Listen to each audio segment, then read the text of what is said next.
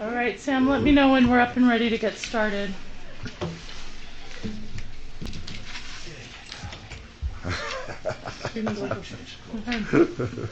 All right, the public meeting of the Salt Lake City District Board of Education is now open. It's 5 o'clock p.m. on Tuesday, November 2nd, 2021. I'd like to welcome the members of the board here. We've got board member Sika joining us remotely via Zoom. We can see you, Jenny. Thank you for being here. All right, I would like to entertain a motion to go into a closed executive session for two purposes: of litigation, negotiations, and/or property, and character, professional competence, or physical mental health of an individual, and/or deployment of security personnel, devices, or systems. Does somebody want to make that motion?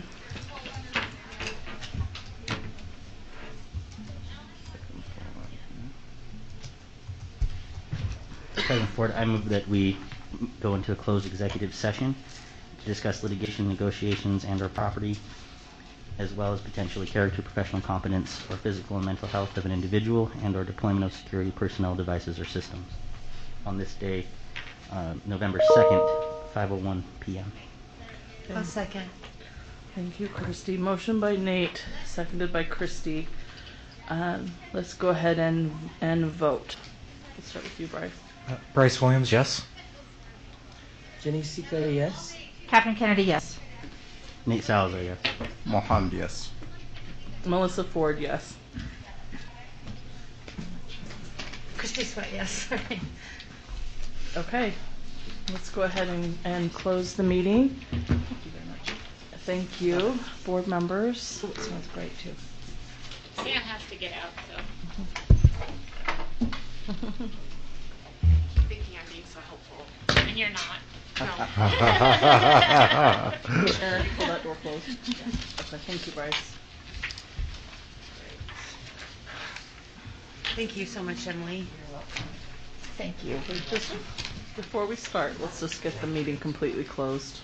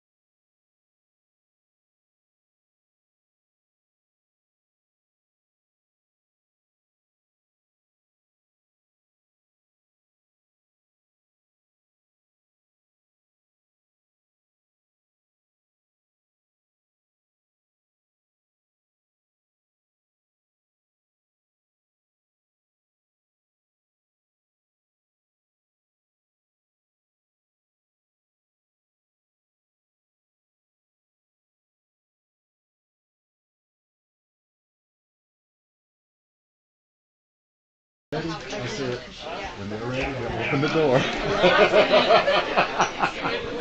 I said, I don't open it, they'll open it when they're ready.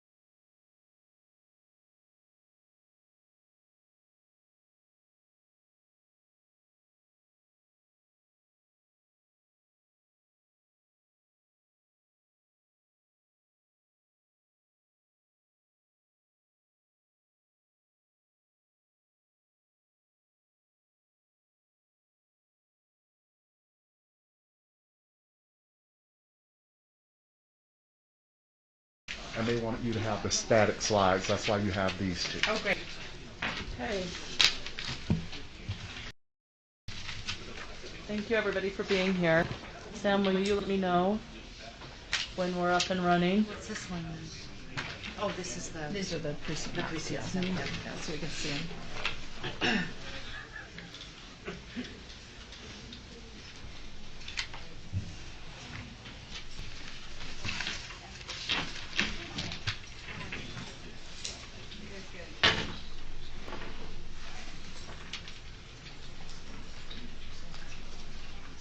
All right, I'd like to welcome everybody to this Salt Lake City School District Board of Education meeting on Tuesday, November 2nd, 2021.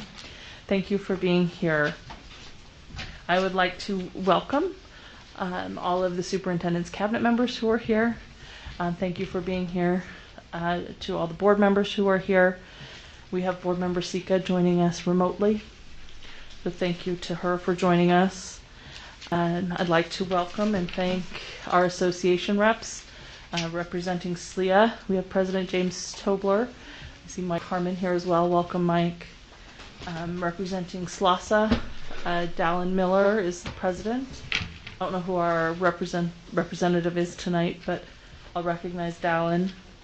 Representing SLEOPA is Cindy Mills, President Steve Russo. Child Nutrition, B. Alonzo, Buildings and Grounds, Che Olson, and Transportation, Cindy Davis. I want to extend a special thank you to all of you for all the work you do for our students. We have asked student Sam Kibberts to lead us in the Pledge of Allegiance. So Sam, will you come forward? Everybody rise. Come all the way up. Yep.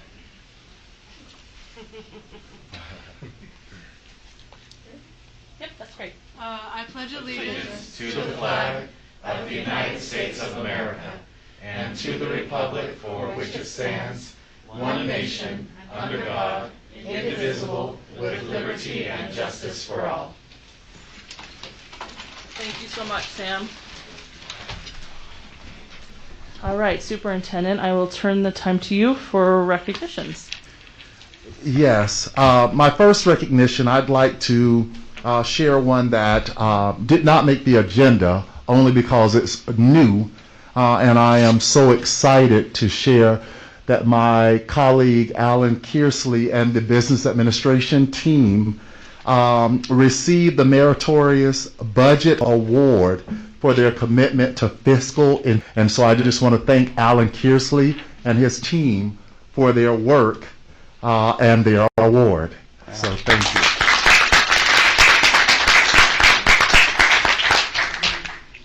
And then I want to recognize Chelsea Malou and Jason Finch for the accomplishment, along with the magnificent staff at Mountain View Elementary School, for the National ESEA Distinguished School Award. ESEA Elementary Secondary Education Act. They are a Title I school that is making it. They've been recognized for the work that they're doing with their multi-language students. And so I am extremely proud of Mountain View's past and present leadership and the staff there. So thank you.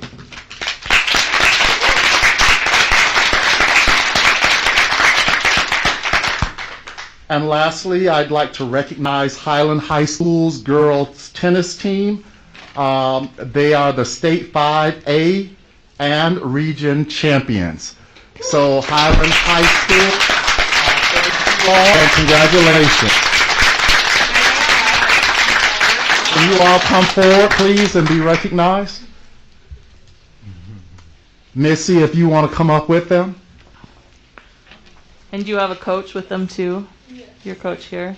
Yes, I'm going to allow Miss Whiters.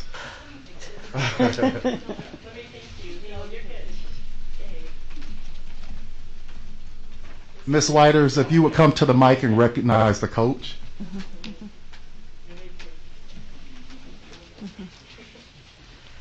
I'd like to recognize Janine Elsholz. She has been the coach over at Highland High School since I was the athletic director up there. And she has a program that has almost 100 girls in that program. And she also coaches the boys teams, and they have close to that also. So she is an excellent coach, and she's done an excellent job with our girls. We've done region twice now, and 3 times, and state. This was our first state wins for a while. So they're rising, and I'm excited for them. Congratulations.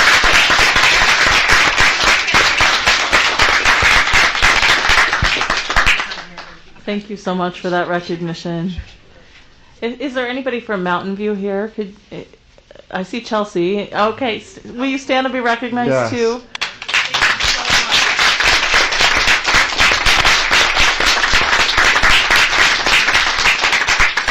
Really grateful for the work you're doing for our students. This is a big recognition, and so thank you. I see. Board Member Ford, Uh-huh. President Ford, just as Dr. Gadsden noted, the wonderful work that Mountain View did and has done in the past and continues to do, especially that recognition, one of only 2 schools in the state of Utah to be recognized by USB. Becky Donaldson came out and actually had a nice little chance to meet with the school the other day, and it's Dr. Chelsea Maloof was last year's principal, Jason Finch this year's principal, and the glue that holds them together, that's Stephanie Wowzek, who's the assistant principal, who got the benefit from being with both of them, and a big part of that as well. So I just wanted to share that with you. Awesome. Thank you.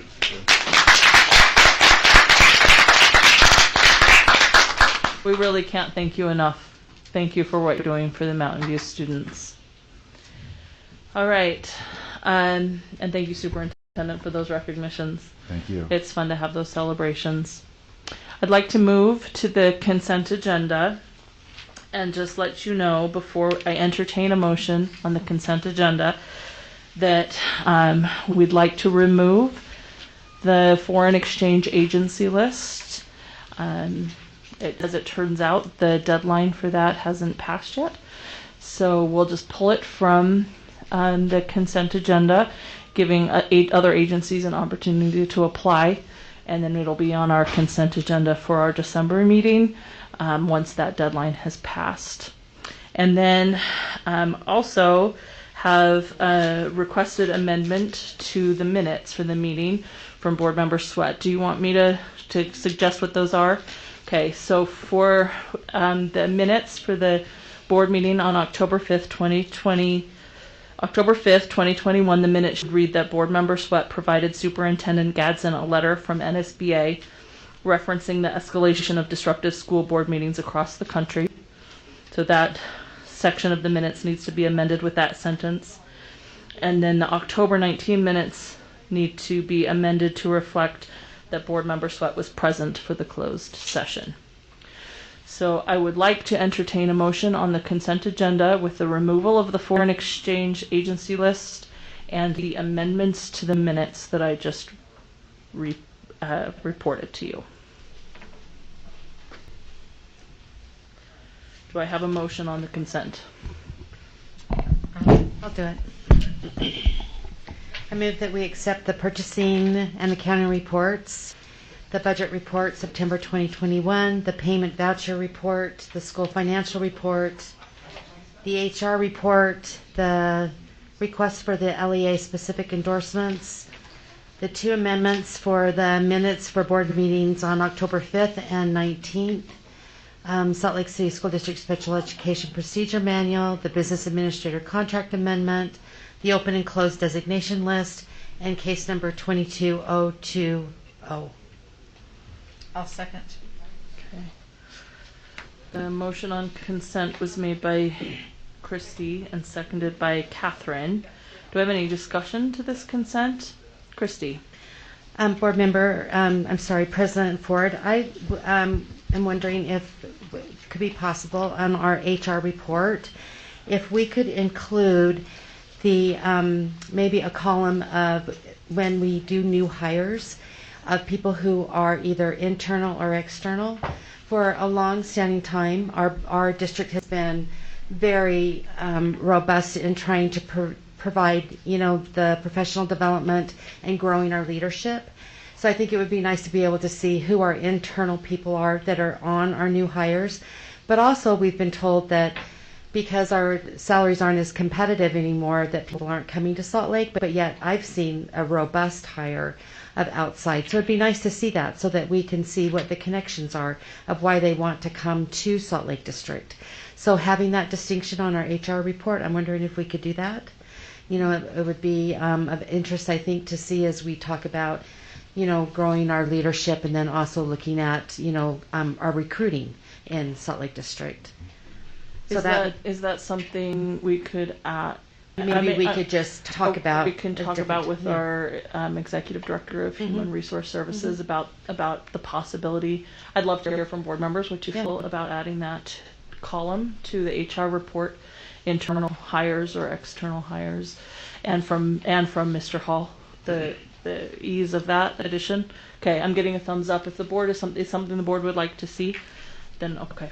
So Superintendent Mr. Hall, maybe on our next HR report, an internal list of candidates. And then just one last thing on our number 9 open and closed designation list. I think we can see that everything's open, but I think it would also be of interest, Superintendent, if we could even maybe in a report from you, see how many open slots we have in each school by grade. So that'll give us a sense of what we're looking at. If we could do that, would that be possible? Okay, thank you. Thank you, Board Member Sweat. Any other discussion to this consent agenda? Okay, seeing none, we'll go ahead and vote and start with you, with Precinct 1, Bryce. Bryce Williams, yes. Jenny Sika, yes. Catherine Kennedy, yes. Nate Salazar, yes. Mohammed, yes. Melissa Ford, yes. Christy Sweat, yes. All right, thank you. That takes care of the consent agenda. Thank you, board members. I'm told we don't have anybody signed up for a request to speak. Is That's that correct. so? Thank you, Business Administrator Kersley. We will go ahead and move to the report section of our agenda, beginning with the pathway document and data update. Superintendent, do you have somebody you'd like to invite to the front? Yes, Dr. Tiffany Hall, if you could please come to the front. I'm not sure if Dr. Michelle Amio is here. We're a little bit early for that, for our agenda. If she's not here, we could certainly trade order if the board is open to that. Okay, yes. Okay. So we will go ahead and move forward with prison school, and that is our principal, Mr. Bell, and Mr. Alan Kearsley.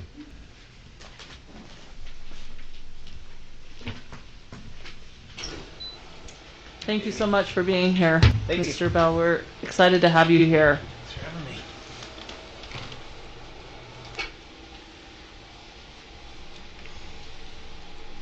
Give it a minute. It has to warm up. So do I.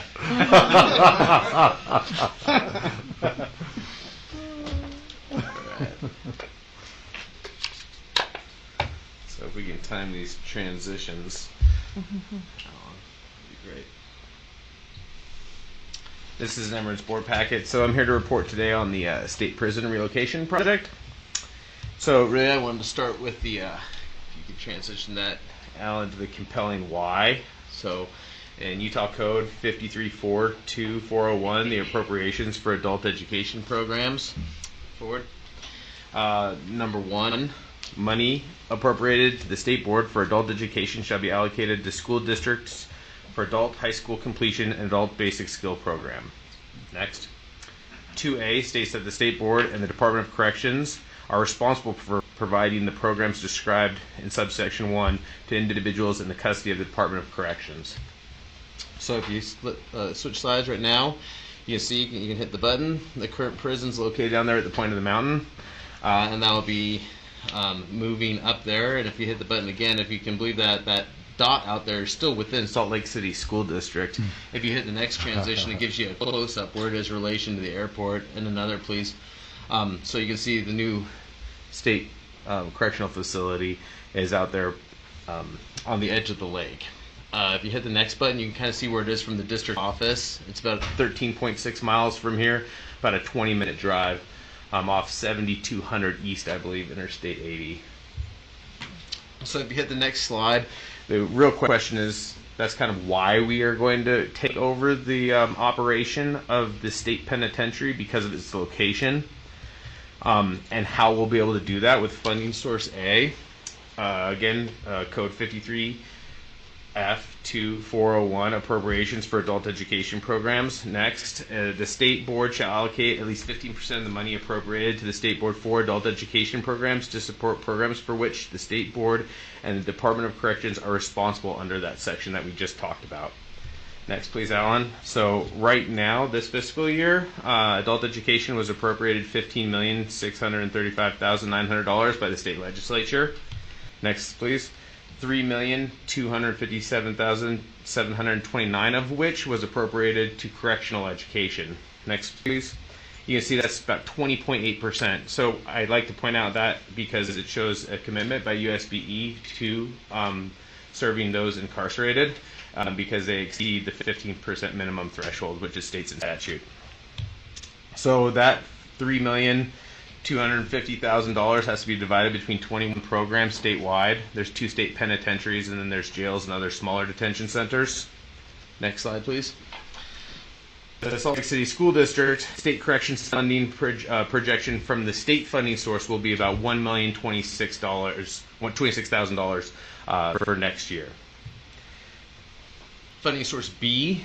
If you hit the next slide, we had the forethought through the Workforce Innovations Opportunity Act. We can apply for federal funding, and having it that occurs on 2-year cycles, which I'll get to in a second. But we had the forethought to start the process now, knowing when we might take possession of the prison and the operations out there. And so through the next, please, Adult Education and Family Literacy Act, we applied for prisons and institutions funding. Right now we have 2 teachers that are working with Odyssey House to provide care for residential treatment centers to try to get some experience helping those who are in an incarcerated type of setting. Next slide, please. Or sorry, next transition. So for fiscal year 2022, we are awarded $205,077.86 in WIOA funding for prisons and institutions. Next, please. That's a 2-year funding, and it's a competitive cycle. And so, next, please, for fiscal year 23, we'll have that same $205,077.86. Next slide, please. Total funding. Transition, total revenue will be $1,026,000 from the state. Next, federal will be $205,077.86. For a total of $1,231,077.86. I put an asterisk next to that because in the last 2 years, the state was operating under a reduction model where they're going to reduce the money allocated for correctional facilities by 50%. That was going to happen in 2 steps. The first step had already occurred. So when Mr. Kersley and I were going over the numbers and how we were going to make this operation work in terms of what resources we've had available. It was a much bleaker forecast. The new state director has suspended that second step, so it will only be reduced by the 75% initially, and they aren't taking that second step. So this money that we have forecasted is money that will be sustainable into the future, as long as the federal funding, based on the legislative appropriations, and then also the federal competitive money that needs to be competed for every 2 years. So they'll have to be competed for again in spring of 2023. A sample budget. Mr. Kersley put this together. Is that why it's not showing up? So with what? It's on our, It's on our.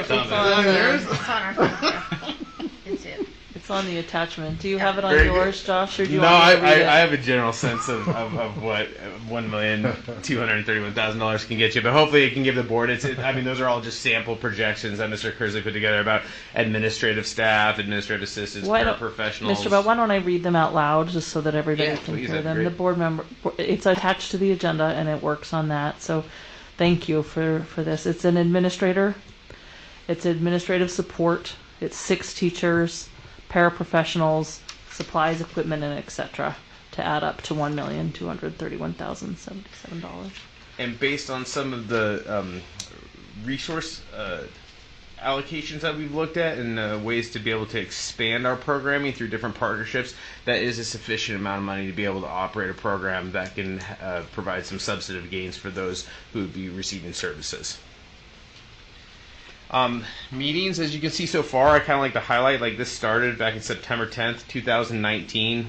Dr. Cunningham, Janet Roberts, and I met with the team from Canyon School District, where the prison was currently being operated.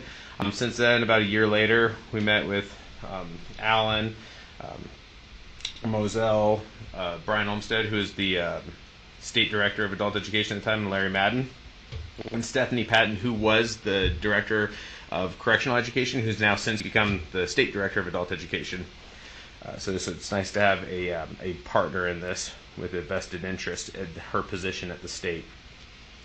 I won't belabor you with all these. We've worked with a lot of different programs. University of Utah, Utah Department of Corrections. A staff member, Chris Sullivan, and I did the Cognia site review for the other state penitentiaries educational program in Gunnison. It's called the Central Utah Academy. We did that last April.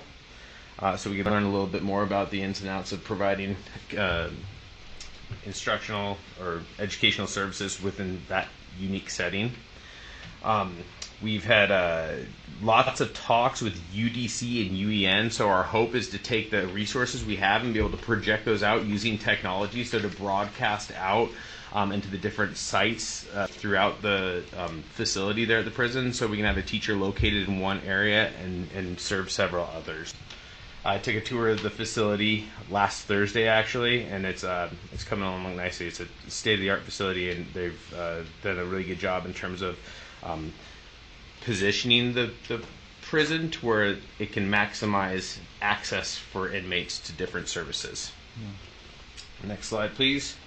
So when we are on the move, next Friday, Dr. Gadsden and Dr. Johnson-White actually have a meeting with State Director of Adult Education, Stephanie Patton, to get them up to speed on just state prisons, how they operate here in Utah, and where we're at in the program and the process and what those expectations will be. Next, please.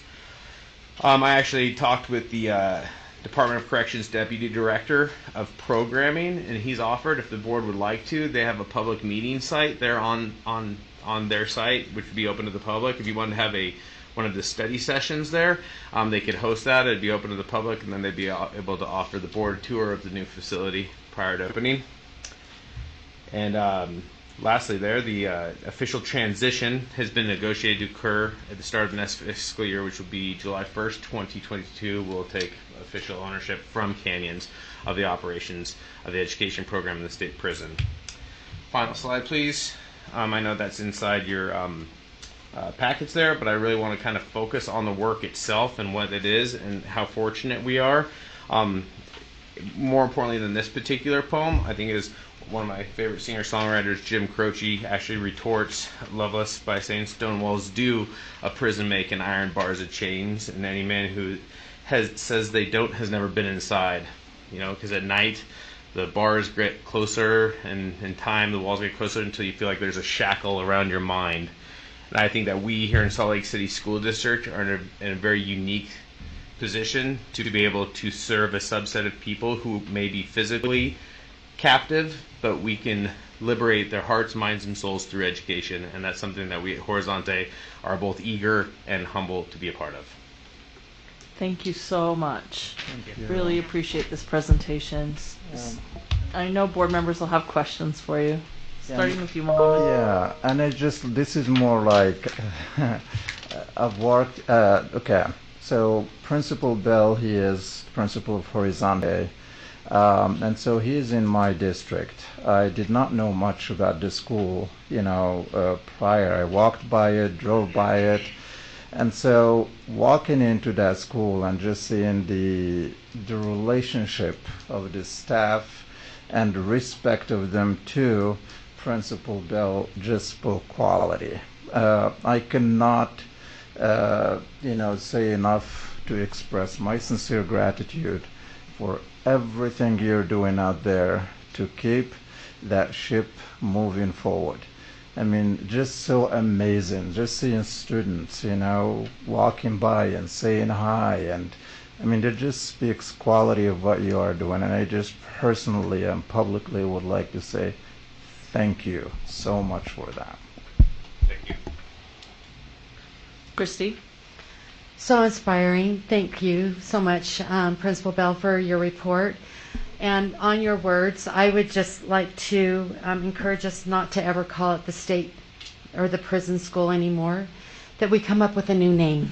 I love that. Because I think that, to label it prison school, and then especially on your wonderful words that you just said, I think that we can come up with a better name, than that. Fremont School.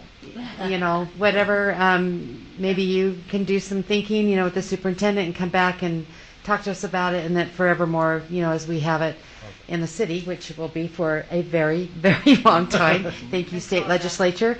That we have a wonderful name, that we refer it to. So I might have missed this, and I'm sorry. Can we just show that one slide, Ellen, that shows the breakdown of the funds?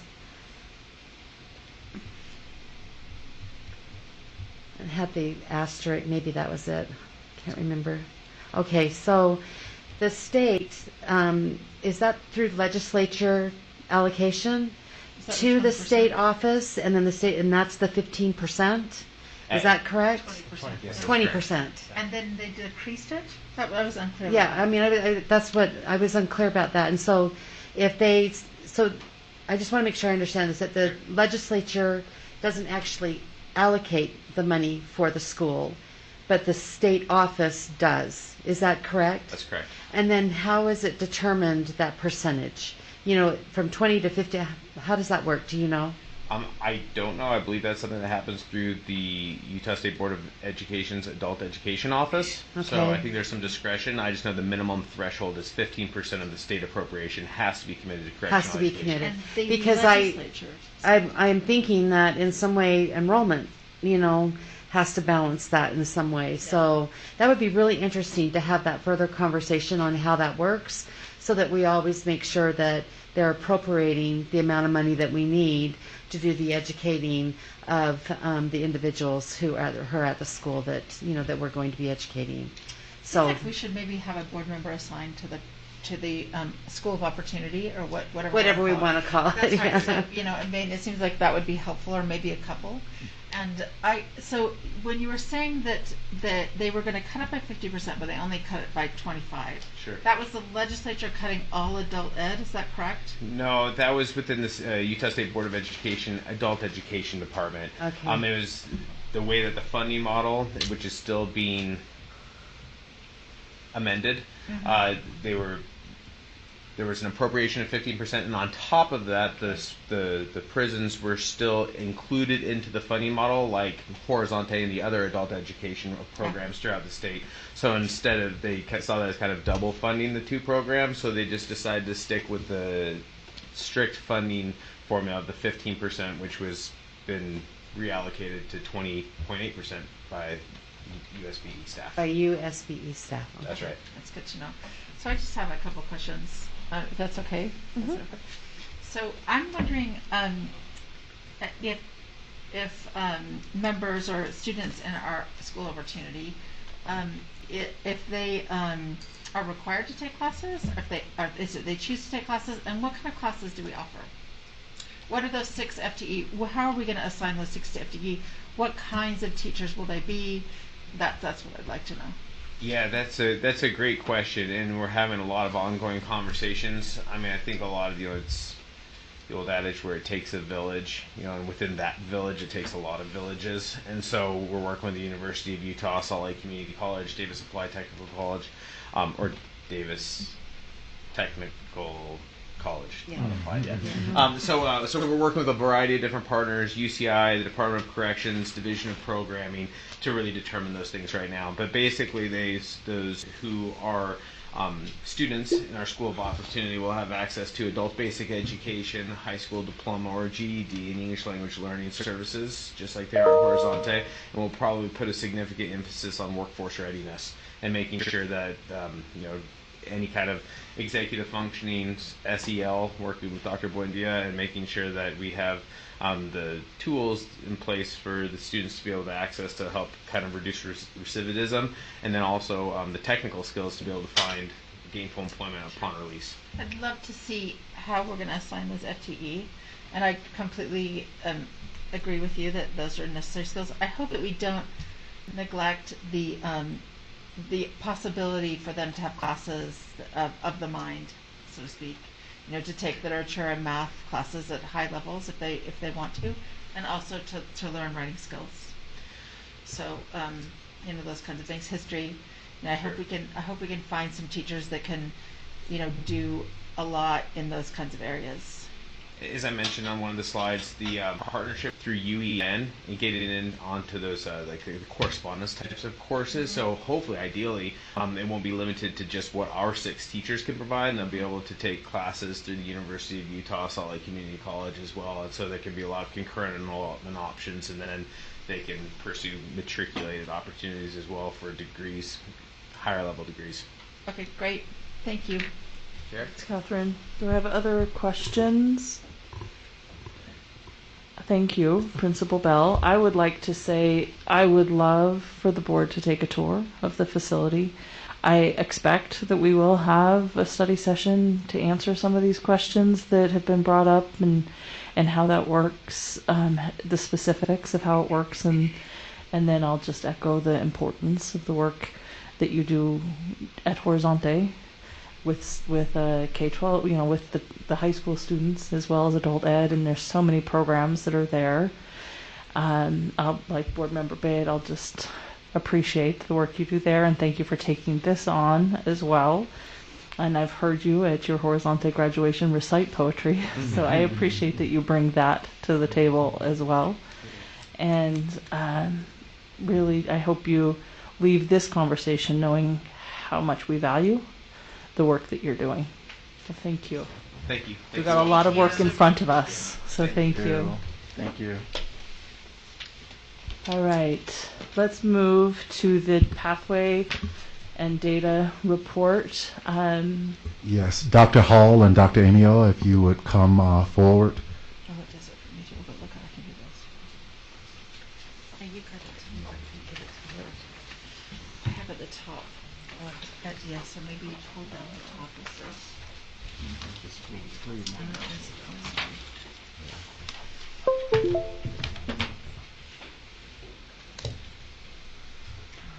How are you? Good. How are you? Hi. Nice to see you. Nice to see you too in person. Got your plaid on. Right here. I'm married to a Scot. That's right. You're married to a Scot. You got to wear it. That's right. Actually, he gave it to me. I love it. That's great. Okay, so I was asked to revisit the pathway indicators for our new board members and just to review and just You go could back speak over into the those. mic. Can I move this? Yeah. Sorry about that. Is that better? Yes. Okay, good.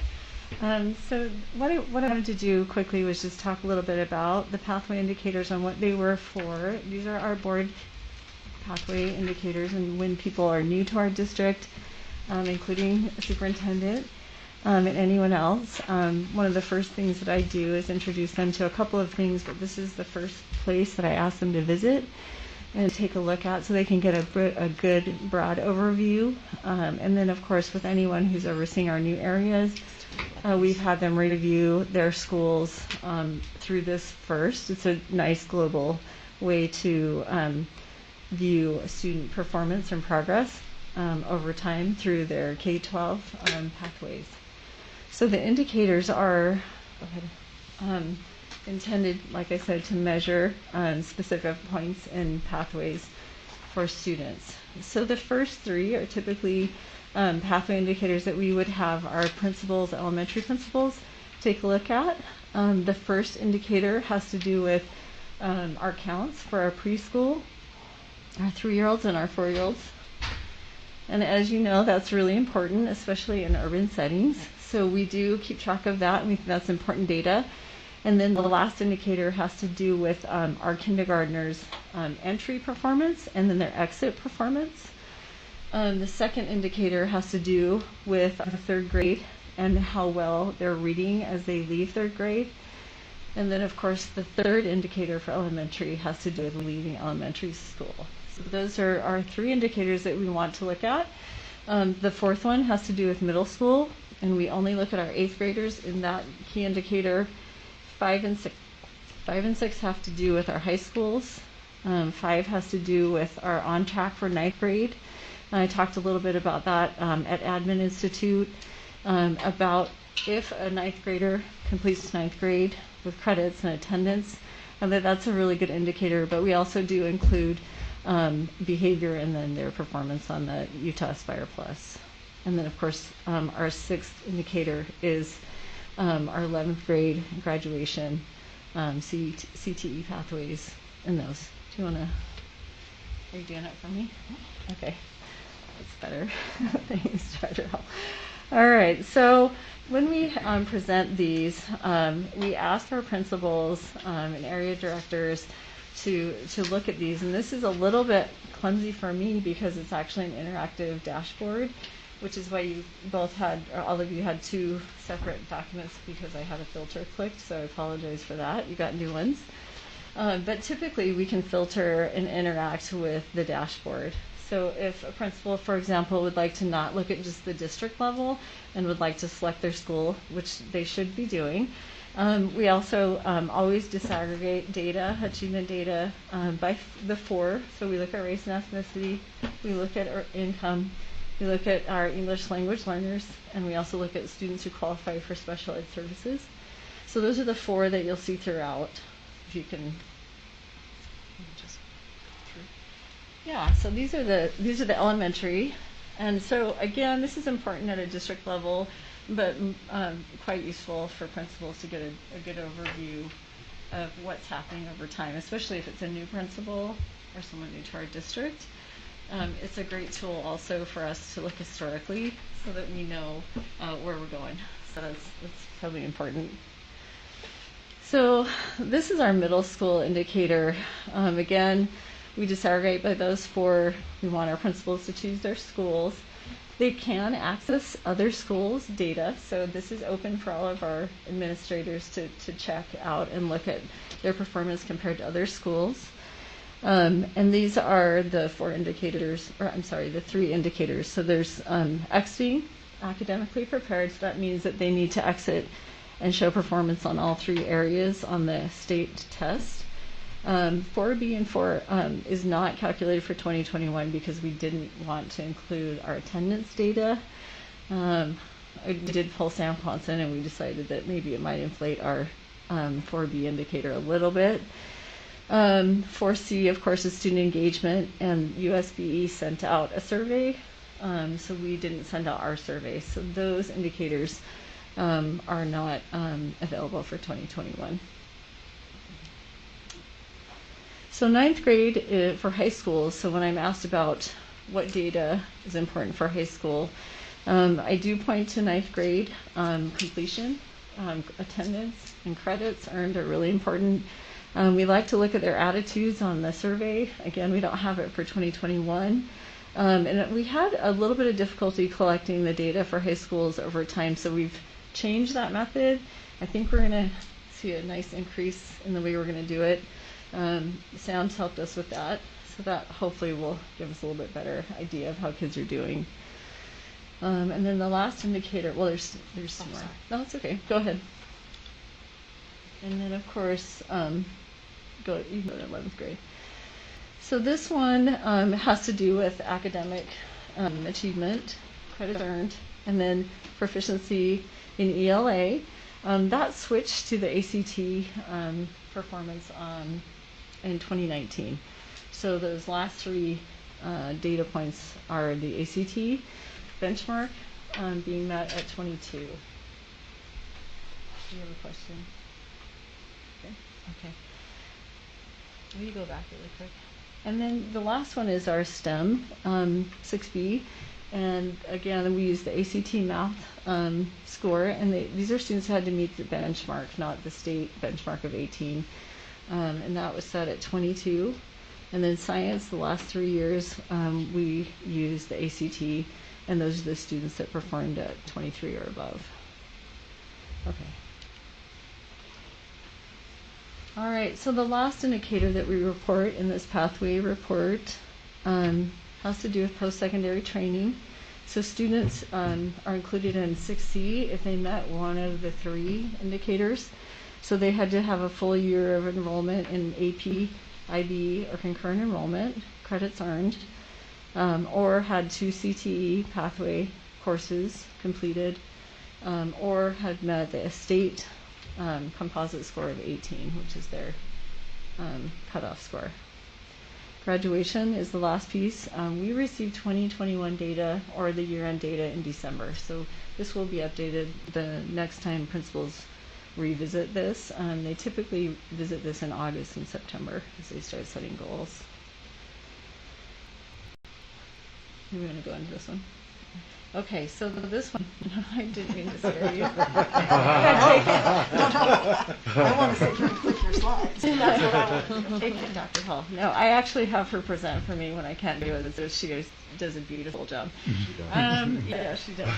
So this one, we actually created this one probably 4 years ago, and you probably remember. We did this because we did have some schools that felt like they didn't have an achievement gap or weren't sure what those groups were because they were so small. So we went ahead and did this one, and we just looked at the subgroups, those 4 that we like to disaggregate by, so that schools can actually identify what groups they need to focus on, including those opportunity gaps. And it also can be an indicator of access to certain pathways that they may not be accessing. So go ahead. Actually, will you go back? I know all of you can read data and can look at things, but this is a tricky report for 2 reasons. If there's a place where it says 0%, that means 0% did not meet that indicator. If it's blank, that means that the N size for that group was too small. Yeah. So we wouldn't report it because sometimes these reports, like right now, are in public, so we don't ever want to report that way. We included a chart on here for that reason as well. Typically, again, this is an interactive dashboard. You can just hover over the bar graphs and it'll actually give you the big N and the little n and the percent proficient and provide a little bit more information. So for a user on the dashboard, it's a little bit easier. So that's what this page is about. The indicators, of course. And then we go to like 3A. Let's see. Yeah. So when I'm explaining this dashboard to anyone who's new to our district or who have questions about how to read it, I typically go to this indicator. This indicator is about students exiting elementary and being proficient on the 3 state level tests. And so you can see that we have the data broken out by the 4 that we like to disaggregate, so race and ethnicity, income, ELs, and then students with disabilities. So as you're going through and looking through the report, so that you know how to read this, again, we did our best. Sometimes it's a little bit tricky to put a lot of information on the page. So the dashed line is the average for that year, for 2021, for that group. So the top one is all of our students that had a test score. That's their average. So it's for this indicator. So if I were to go to the low income tile, I would look at those students with the Y under it. That means yes, that's your group, compared to those that are not low income or considered low income. And those are the percentages in each of those groups that met that indicator in our district. And then of course the average for the low income group of kids. So that's how you would read this chart. So a principal would go in and select their school, and that would actually drill down further for them. And then we've also provided the reports to principals with their N sizes less than 10, as long as it's not publishable. So we'll give them that row level security. Michelle, can I ask you a question? Yeah. So if I'm a new person looking at this, and you know I'm a principal and I'm looking at this graph specifically, where would my flags be? Where would my red flags be? So, well, what I would do is look at each of the groups, and where I would be really concerned would be with our low income and EL students with disabilities. I would also be looking at Indigenous, but when you look at Indigenous, you have to look at the N size as well and know that percentages carry weight when the N sizes are small. I actually should show, there's one slide that I'll show you about that it's kind of cool. And then I would also look at our Hispanic population, because they're a huge part of our student population. Yeah. So this is definitely demonstrating that there is an achievement gap that exists. Right. And more interestingly, when you go into the school levels across our district, you can identify those smaller groups of kids that we need to attend to, even if the achievement level is above the state average. When you start looking at the groups, that's where we would want to look. So I don't know, did that answer your No, it question? does, because you know when you look at this and you put that lens on it, you know, where you're looking for gaps, you know, because I think that sometimes people, I don't know, just in the sense of talking about achievement gaps, it's kind of an overused word, and so I think it's not looked at in the way that it should be. And so when you have a school say, well, I don't know if I really have an achievement gap, this really shows that. Yeah. And so I think that that's important, you know, to point that out, and I'm glad that you put this in our packet. Oh, good. Okay. It was a lot of information, but this is probably one of my favorite dashboards, just to give that broad overview for principals and a place for them to start. So there's pathways, but also the growth charts. The growth charts, well. Yeah. So those are the 2 places that we like to start. Everyone actually, before they go into, you know, different levels. So there was, I think it was 5A. It was so interesting to me, this one. So this one's really interesting. If I were looking at my groups and this were maybe a school, I'd want to take a look at Indigenous. And I know that's amazing, Dr. Buendia. I just called her out for this because the work that her department's been doing with this group of kids is amazing. They went from 4% meeting this indicator to 38% of them, which is, you know, I was showing that to Bryson and Christy. pretty It's like, amazing. what Huge. happened here? What happened here? And who did it? And what's the story? I'd like to hear the story behind it. Yeah, so you'll have to have Dr. Buendia come up and provide a report next week. That's pretty interesting. I'm so sorry. Anyway, that was something, though, that when I was looking through the information just overall, when we first uploaded these reports, that really stuck out to me. And I thought that was pretty amazing. But then you also look at this indicator for 9th graders and our English learners, and that's really hard. So we really know that 3rd grade elementary exiting. Yep. If they don't exit and hit that level 5 in those grade level years, those elementary grade level, it's really critical and it really does impact them. They have a difficult time accessing the core content. So, with that, But we don't, I have a quick question. Yeah, sure. Is it okay, personal report? Yes. We don't disaggregate, in these charts at least, who was in our district at 3rd grade and who was not for our ELL, for our MLL learners. what do you mean? Who do we? So some of our multi-language learners have just joined us. Oh yeah, we And don't. some of in them this one. were with us in 3rd grade, and those would be really interesting numbers to see, although it's so low here that it may not make a difference on this one. That's actually a really good question and something. So these are the things that I bring to superintendent, cabinet, all of the leadership that work with schools. That kind of input. So we bring our reports to them. And that's something that actually would be I might actually add that. Yeah, as a That would be filter. interesting. Because then we know, because there are students that join us that are, Later. that comes directly from Afghanistan this year. I hope. Right. So that would be really helpful for us to know, what that, to separate that out. Yeah, so that would be something that we could easily put a filter on.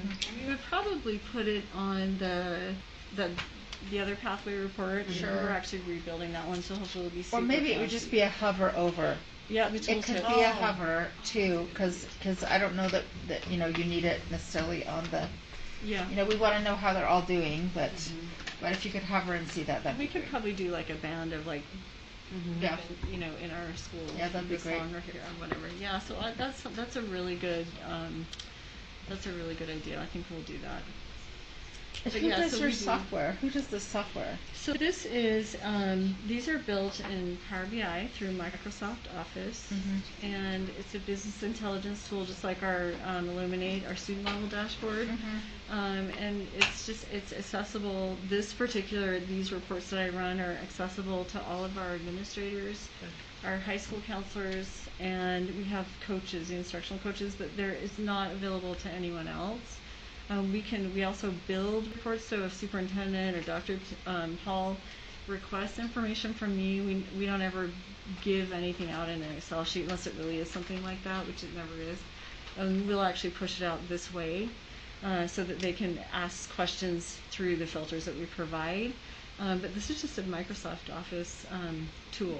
And so we've got 2 data analysts that do the work. So Jeff Lutz is our main, I'd say, senior guy, and he's really, really skilled. He's a former high school counselor who just decided to move into data science, and we were able to keep him. So I was like, and he's great because he's got a really good eye on the work that we do. It's not something where he's just guessing. I mean, he knows the language to use. He can look at data, and he actually noticed that as well. So that's a really valuable person in our department that we really appreciate. So I don't know, does that answer your question? Yeah. And thank him for us, because this is really great data. Yeah, and I have to tell you, Aubrey Gardner, I'm sure you remember it, she actually built this, and he's the one who maintains this particular report, Thank you, Michelle. Dr. Amiel, can I just remind you to speak into the microphone? Oh, I'm so sorry. And but first, Board Member Bate has some questions for you. It's it really is so sad when you see the numbers and how the BIPOC communities are always invisible in a certain way. And I think this actually really unveils something that we know is there, but seeing a tangible evidence is actually a strengthening method to recommit what we are here to do. But also, we would love if there is a way to, because we do see numbers, we see data, the question is the actions and the outcomes, and what we are really doing to make sure that in the next 6 months or so, we will see a different numbers, hopefully, because it's painful to see that, especially as a person of color, as an immigrant as well. It is it sucks. Hard for us to bring it forward, particularly because we know they're hard work, but it's also one of those things where what corrections or directions do we need to make in the work. This is an indicator, so definitely there's not a lack of effort. Oh, absolutely, schools, absolutely. There are so many efforts, but just know that we are here as well to reach out to in anything that we can do to make sure that this gap is shrinking slowly but surely. But thank you. This is really, really helpful and informative. You're welcome. Thank you. Do I have other questions? This is Board Member, Vice President Salazar. Go ahead. Yeah, definitely not a question per se. I just want to thank you for bringing this information, and thank you, Board Member Bade and Dr. Amio and Dr. Hall for acknowledging, kind of where we're at, and the reality of it, and the efforts and the hard work of everybody involved. And I'm the one that requested that we take a look at this information, just knowing that we're in the process or beginning the process of developing our student achievement plan.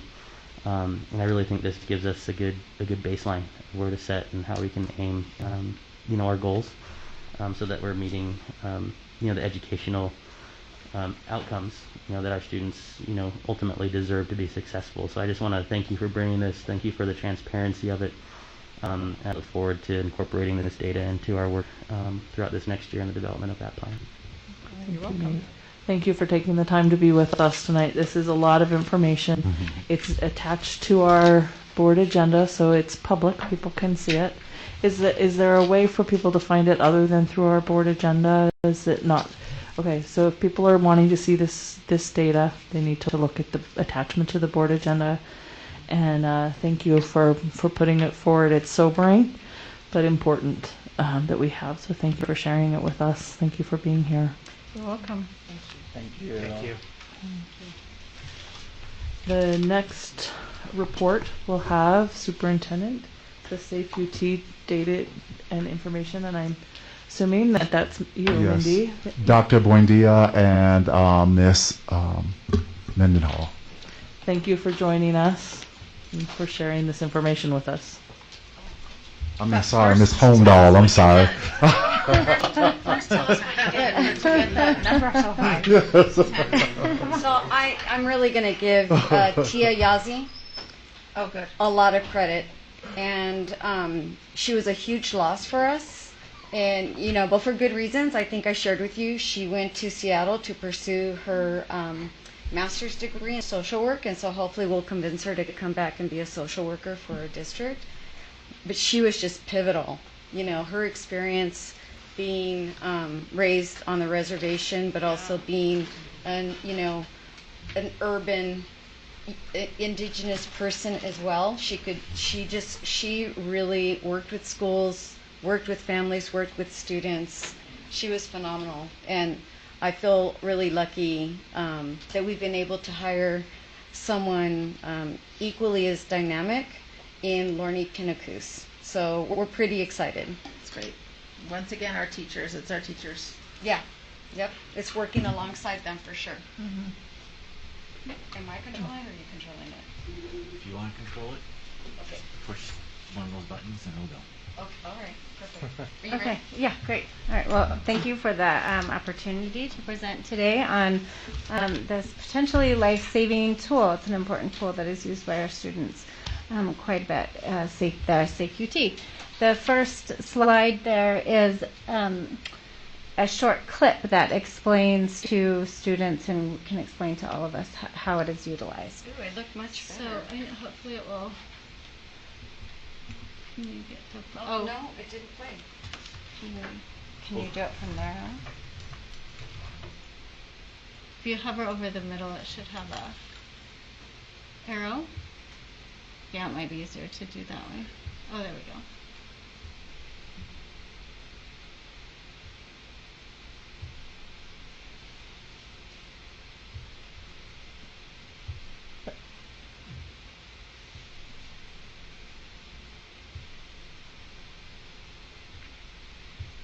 Oh, there it goes. There we go. Okay.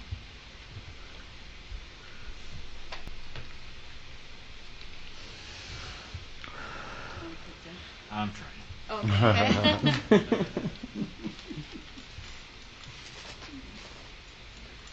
Anyone? Sam. Here comes Sam. It's the triangle. I can only push it so many times. We might be the watch on YouTube one. Or we could take it out of presentation mode and that might help.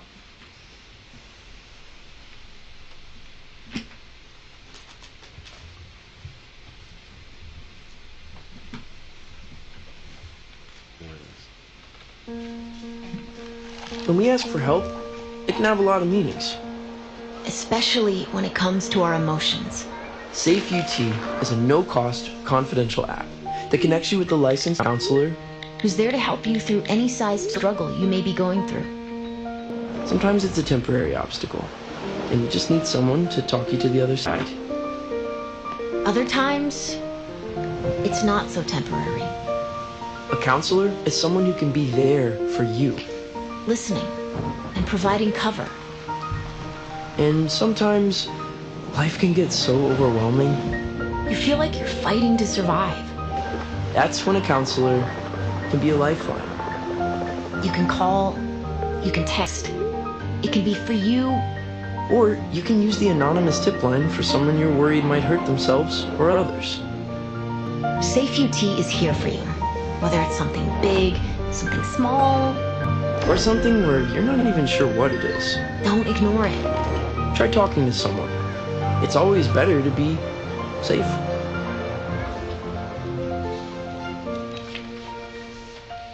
Do you want to be Vanley or do you want me to be Vanley? Go to the next.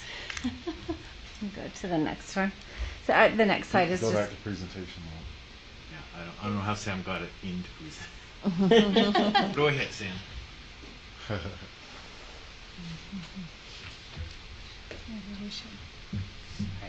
The next slide is more or less just a summary of what they discussed in that short clip.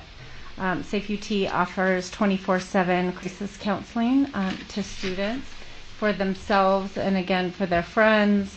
They can submit a tip if they have a concern, if there was something that happened in school. We've had positive tips reported, like, hey, I just want to give a shout out to a teacher, or I'm concerned about something that happened at school today.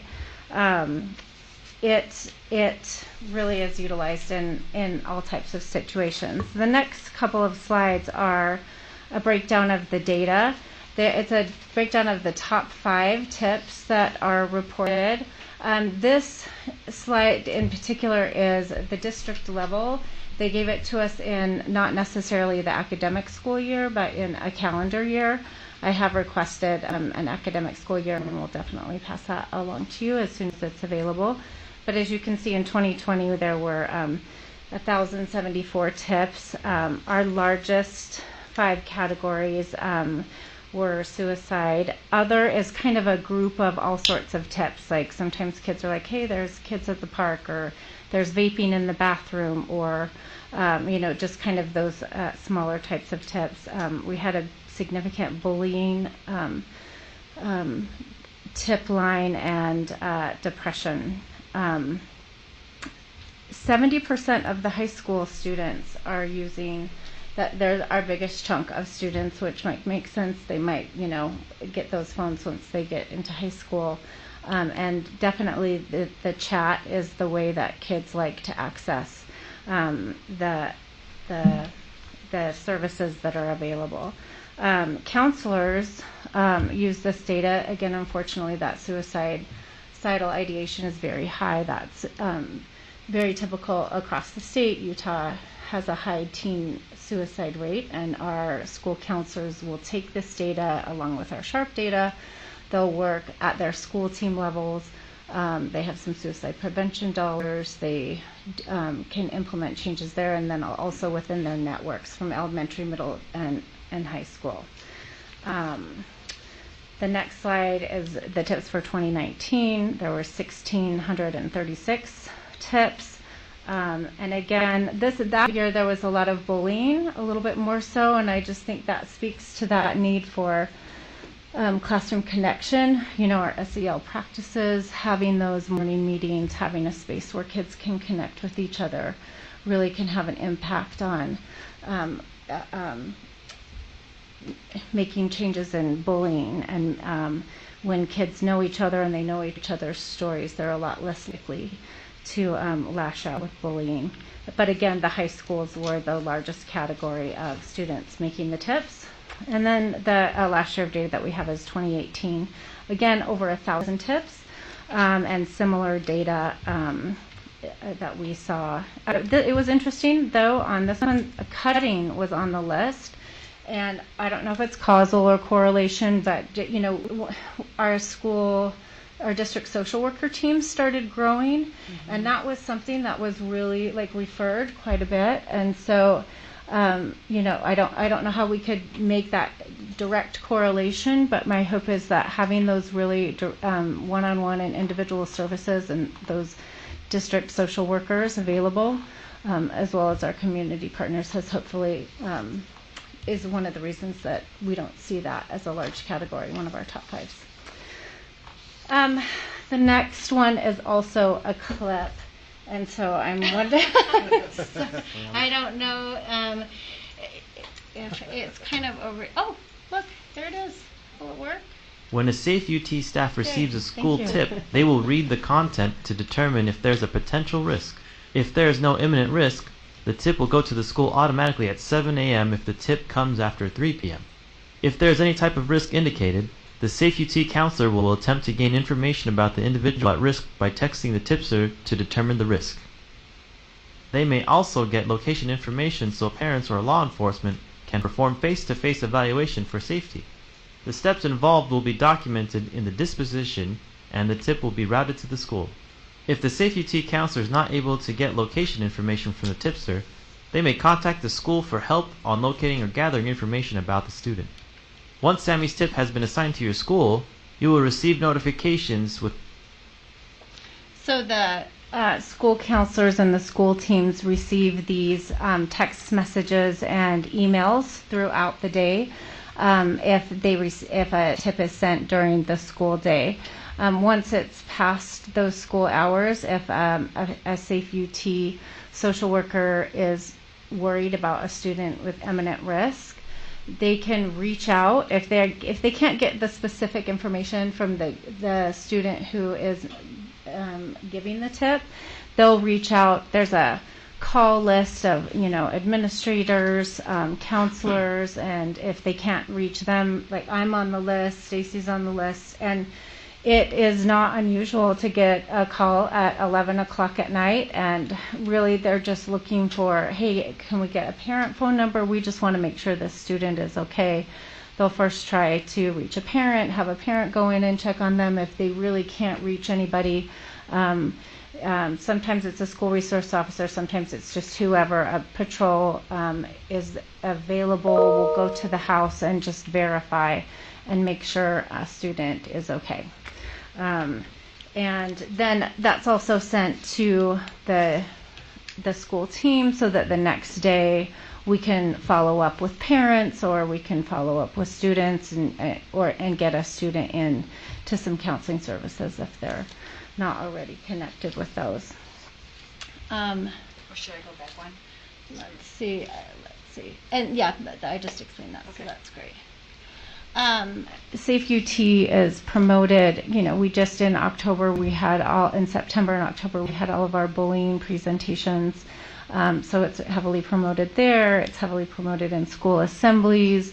Safe UT has all sorts of like magnets and posters and types of things that counselors will provide to kids in mass when they're doing these presentations, or even if they're just doing a small classroom presentation, to just make sure that kids have these phone numbers, that parents are aware of it, and so that they can go through that process and help them download it. And also just as a again, community building, let's take care of each other. If you're worried about someone, here's where you can report it, and you can report it anonymously. They also do some really good training around making sure that this is not a line to joke or do a prank. There can be some pretty serious consequences for that, but we really don't see that. Kids utilize this to support and help each other and to access help themselves. Let's see. And then student services just help support counselors. We have Safe UT come in and do presentations. We help make sure that we have all of the right people and the SROs on the list. We're just kind of that hub to help make sure that all of the information is correct there and can pass along any additional trainings that may come down or when they're updating some of their videos like they did this last year. So just short and sweet. I don't know if there are any questions that I can answer. Thank you so much for presenting this information to us. Questions from board members? Thank you. I think this is a really great app, and I've enjoyed following it, or appreciated following it during the time that it's been available. So you said that these number of tips were specific for our district. Is that right? At the district level, Right. there was a link also in the PowerPoint that went to that district document center so that you could see kind of, so schools, you can see the individual reports that schools get. Yes, thank you. And so what accounts for the 25% increase in 2019? Was the app really advertised during that year, do you think? Or, I mean, it's interesting to me that there's 25% more tips in 2019 than 2020, which is, most of 9 months of the pandemic. So, I mean, that's fascinating. 25% more in 2019 than there were either in 2018 and 2020. And I'm just wondering if you think that there was a big push for the app that year, if that accounts for it, or what? 2019 in terms of the kids and that So they were home for that. Well, there were 1636 tips in 2019. In 2020, there were 1274, and in 2018, there were 1134. Yeah, I know. That is an interesting data. I don't know. Like, I can I reach out to Safe UT to see if they've kind of done a data dive in terms of that. I do think we advertised it. Yeah. I wonder if it was consistent for all the districts or just for ours. And, was it that we were advertising the app a lot? It seems to me that there was a year when it was advertised a lot, or there was a time period when it was really pushed. And you saw it more. I'll reach out to Safe UT and see about the other districts and see if that was kind of the norm across the state. And I can definitely get that information and get back to you. I think that's a great question. Thank you. I think that's really great. And then I have one more question that I can't remember, so someone else should go. We'll come back to you. Thanks, Catherine. Christy? Thank you so much for this tonight. I think that I've heard so much about Safe UT, and just the great things, that it's done for our kids. I think that, so really it's a two-part, right, where it's direct, where the kids can talk to somebody directly, and then there's the tip part. Is that right? Yeah, and in both situations, they get, whether they're calling in or whether they're chatting, usually there's always somebody at the other end, so they might check in with them and say, and ask if there's any additional information, make sure that kids are okay. So they'll always get that response. And and tip at the LCSWs and the trained professionals at the other end will always try to engage and see what kind of additional information or support they can provide. Well, I wanted to reach out to some of our high school, because the high school is the bigger part, and just talk to some of the principals to see how they felt about the value of it. Hands down, they totally see the value, of it. And what would be, maybe not a criticism, but what would be something that you would like to see change a little bit? And it was interesting because they said it's the closing out of the tip. That a lot of them are anonymous, and so the tracking down and then closing that tip out. So if there was a way that that feedback could go back to Safe UT, and working, with that piece of it, but they see the benefit in it. Yeah, absolutely. In terms of closing it out, one of the things that we'll do too in student services, because we see all of the tips that go out across the district, and also Sergeant Tierlink does as well. He sees all of them.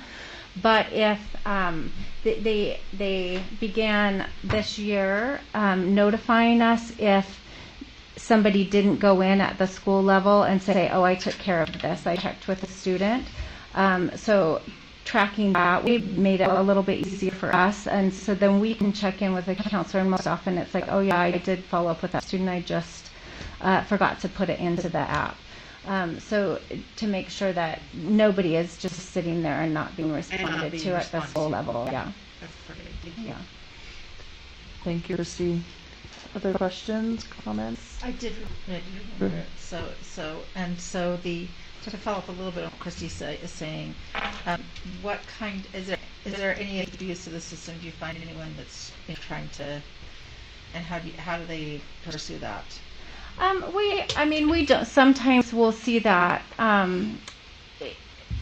not so much intentionally, but like rumors get started. We've definitely had situations, but typically out of an abundance of caution, we'll always follow through. We'll always make sure and investigate. But there have definitely been situations, where an SRO or a police officer has gone to a house at 2 a.m. and knocked on the door and everything was fine. Yeah, and they can try to track back that anonymous tip, but it's just one of those.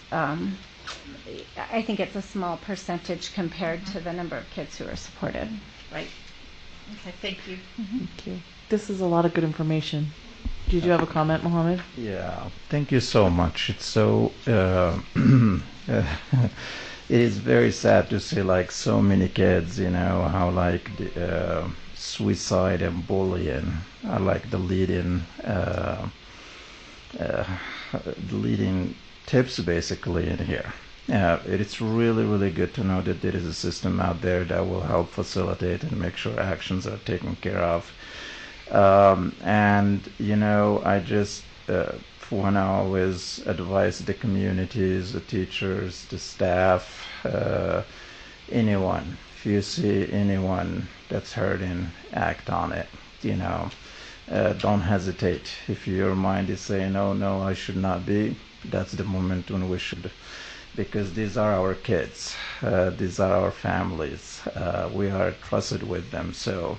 It always brings me back to this. We hear so many things nationally going on about CRT and all of that. This is what's critical. This is the health and well-being of those students we are here to serve. This is where we need to really focus our efforts, and I'm very proud of each one of you for everything you're doing out there. I'm proud of Safe Youth as well for everything that they are doing to make the system continue to run smoothly. Thank you. Thank you. Thank you for this presentation. Thank it's good you. information for us. Thank you. Thanks for being here.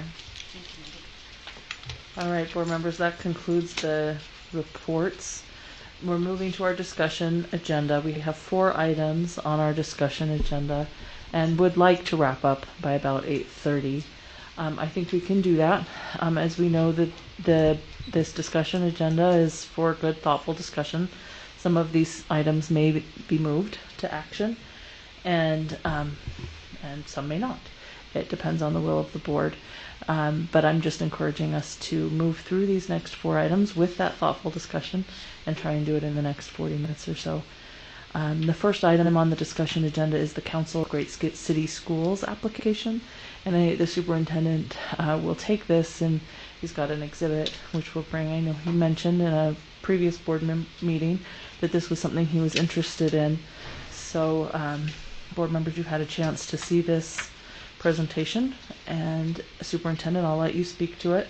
Yes, so Dr. Hall, Dr. Amiel, if you could come forward. We are extremely interested in rejoining the Council of Great City Schools.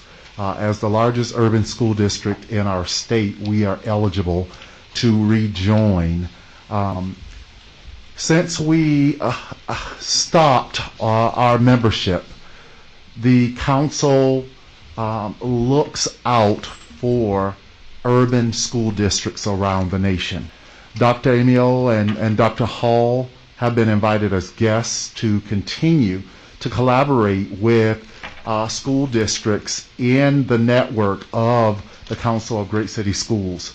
And once I came on board, Dr. Hart, the executive director, reached out to me to see how he could support me and support our district, and allowed me to access the network as well as a guest. So they have been providing services and support to Salt Lake City School District for free. That has given a lot of information and a lot of support to the work that Dr. Hall and Dr. Amio do, collaborating with like school districts that are dealing with similar issues around the nation. Dr. Hall and Dr. Amio. Thank you. So for those of you who are not very familiar with what the Council of Great City Schools is, as the superintendent said, it is the only national organization that only represents urban school districts. And there are 75 current districts in this, and I've given just a short list. But out of that 75, they represent 8.2 million students. And those students' demographics very closely mirror ours. They are mostly BIPOC majority school districts. They have low income. They are in areas where they have students that have many of the same data points that our students do.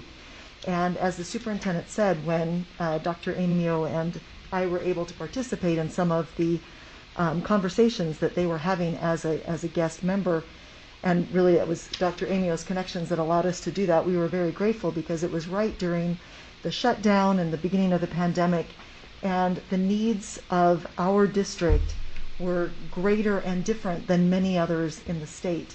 And very often we'll go into state meetings and some of the districts around us in Utah are similar, but very few have the same needs or the same challenges and the same opportunities that we do when we look at small rural districts, or we look at many of our charter schools that attend our state meetings.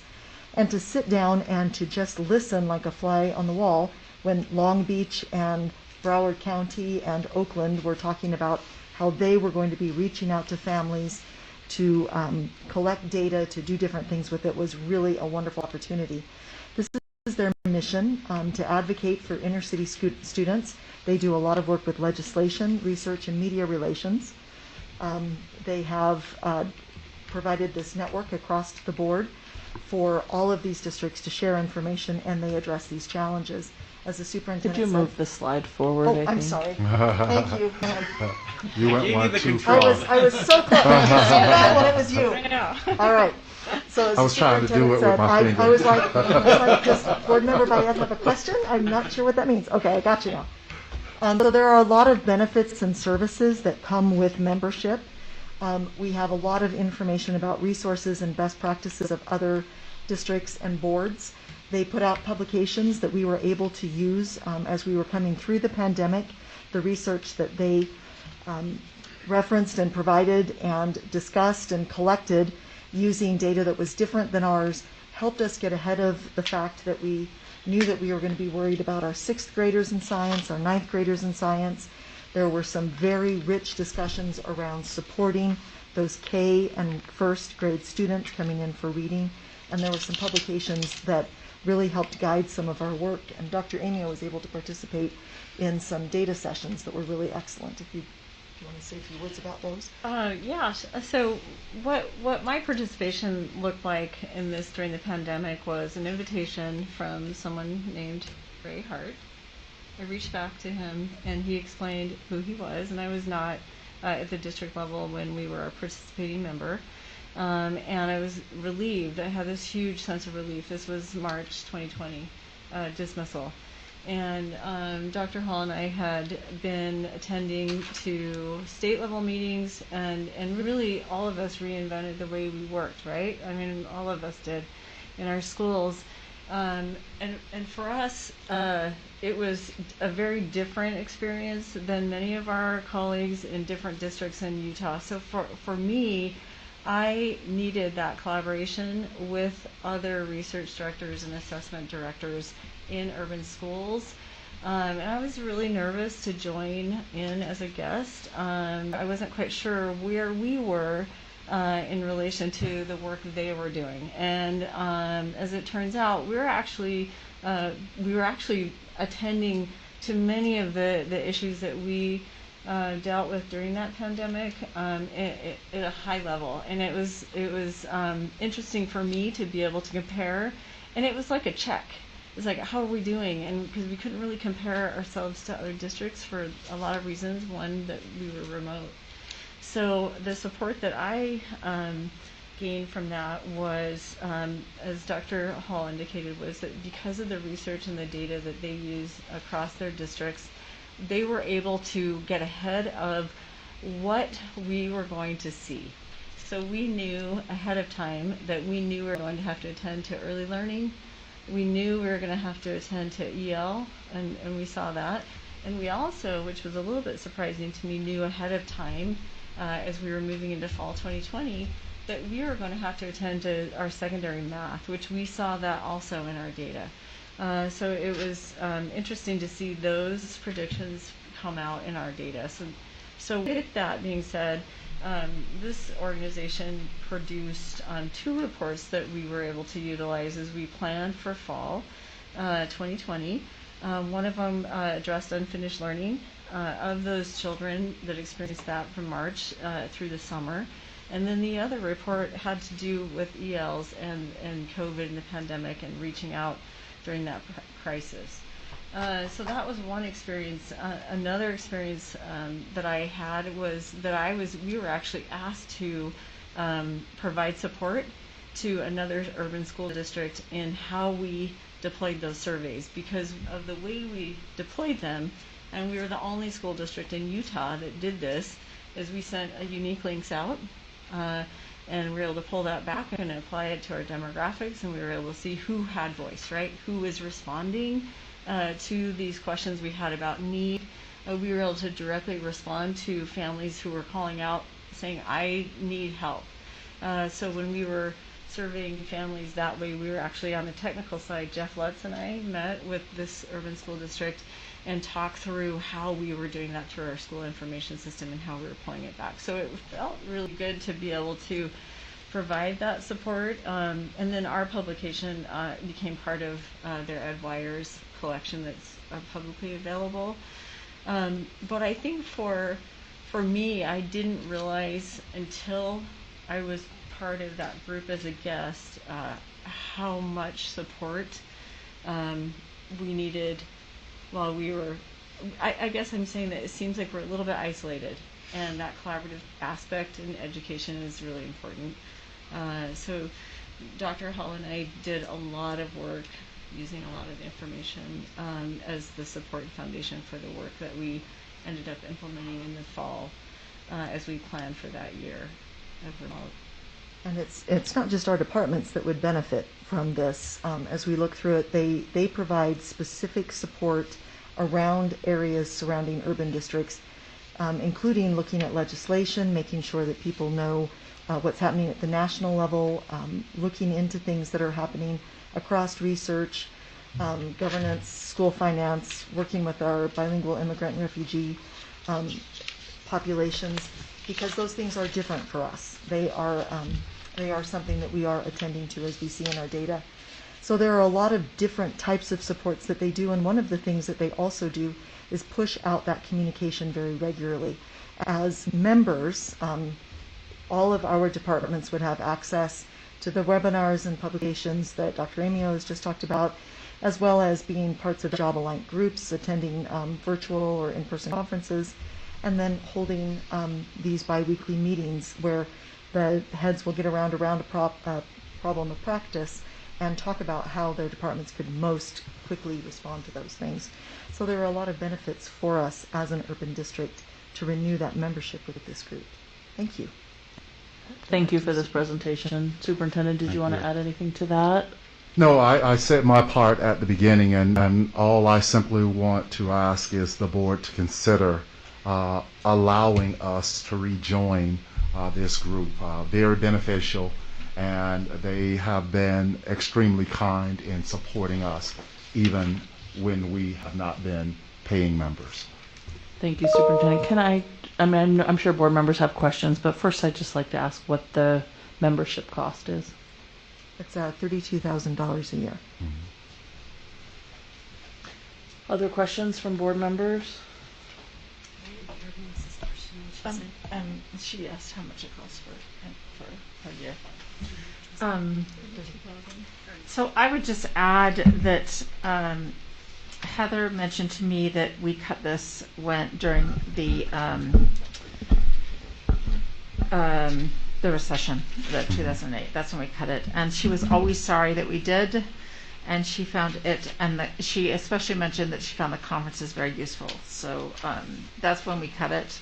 Is my understanding? Is that right? Yes, that's what they shared as That's well right. as the reason. And that we just it was one of the things that we cut of several, and that she found it very, very valuable. And she would occasionally say, "Oh, we should look into signing up for this again." So, thank you. So it's been. I'm sure there may be other questions, but what I'd like to say is just that this is something that's been mentioned, and we're discussing. We can take action on it tonight. We also don't have to take action on it tonight. We can allow board members to think about this information, and we can have it on our December agenda as well. So I'm really open to whatever the board would like to do in terms of either moving this to action tonight or carrying it forward. It sounds like a great thing, and I'm really happy to hear about the support that you received through being a member of this community. I think it is something that we as a board have talked about collectively, being engaged in this kind of networking and learning and supporting one another. So I'm willing to hear from the board. Christy? I thank you so much, for the update on the Council of Great City Schools.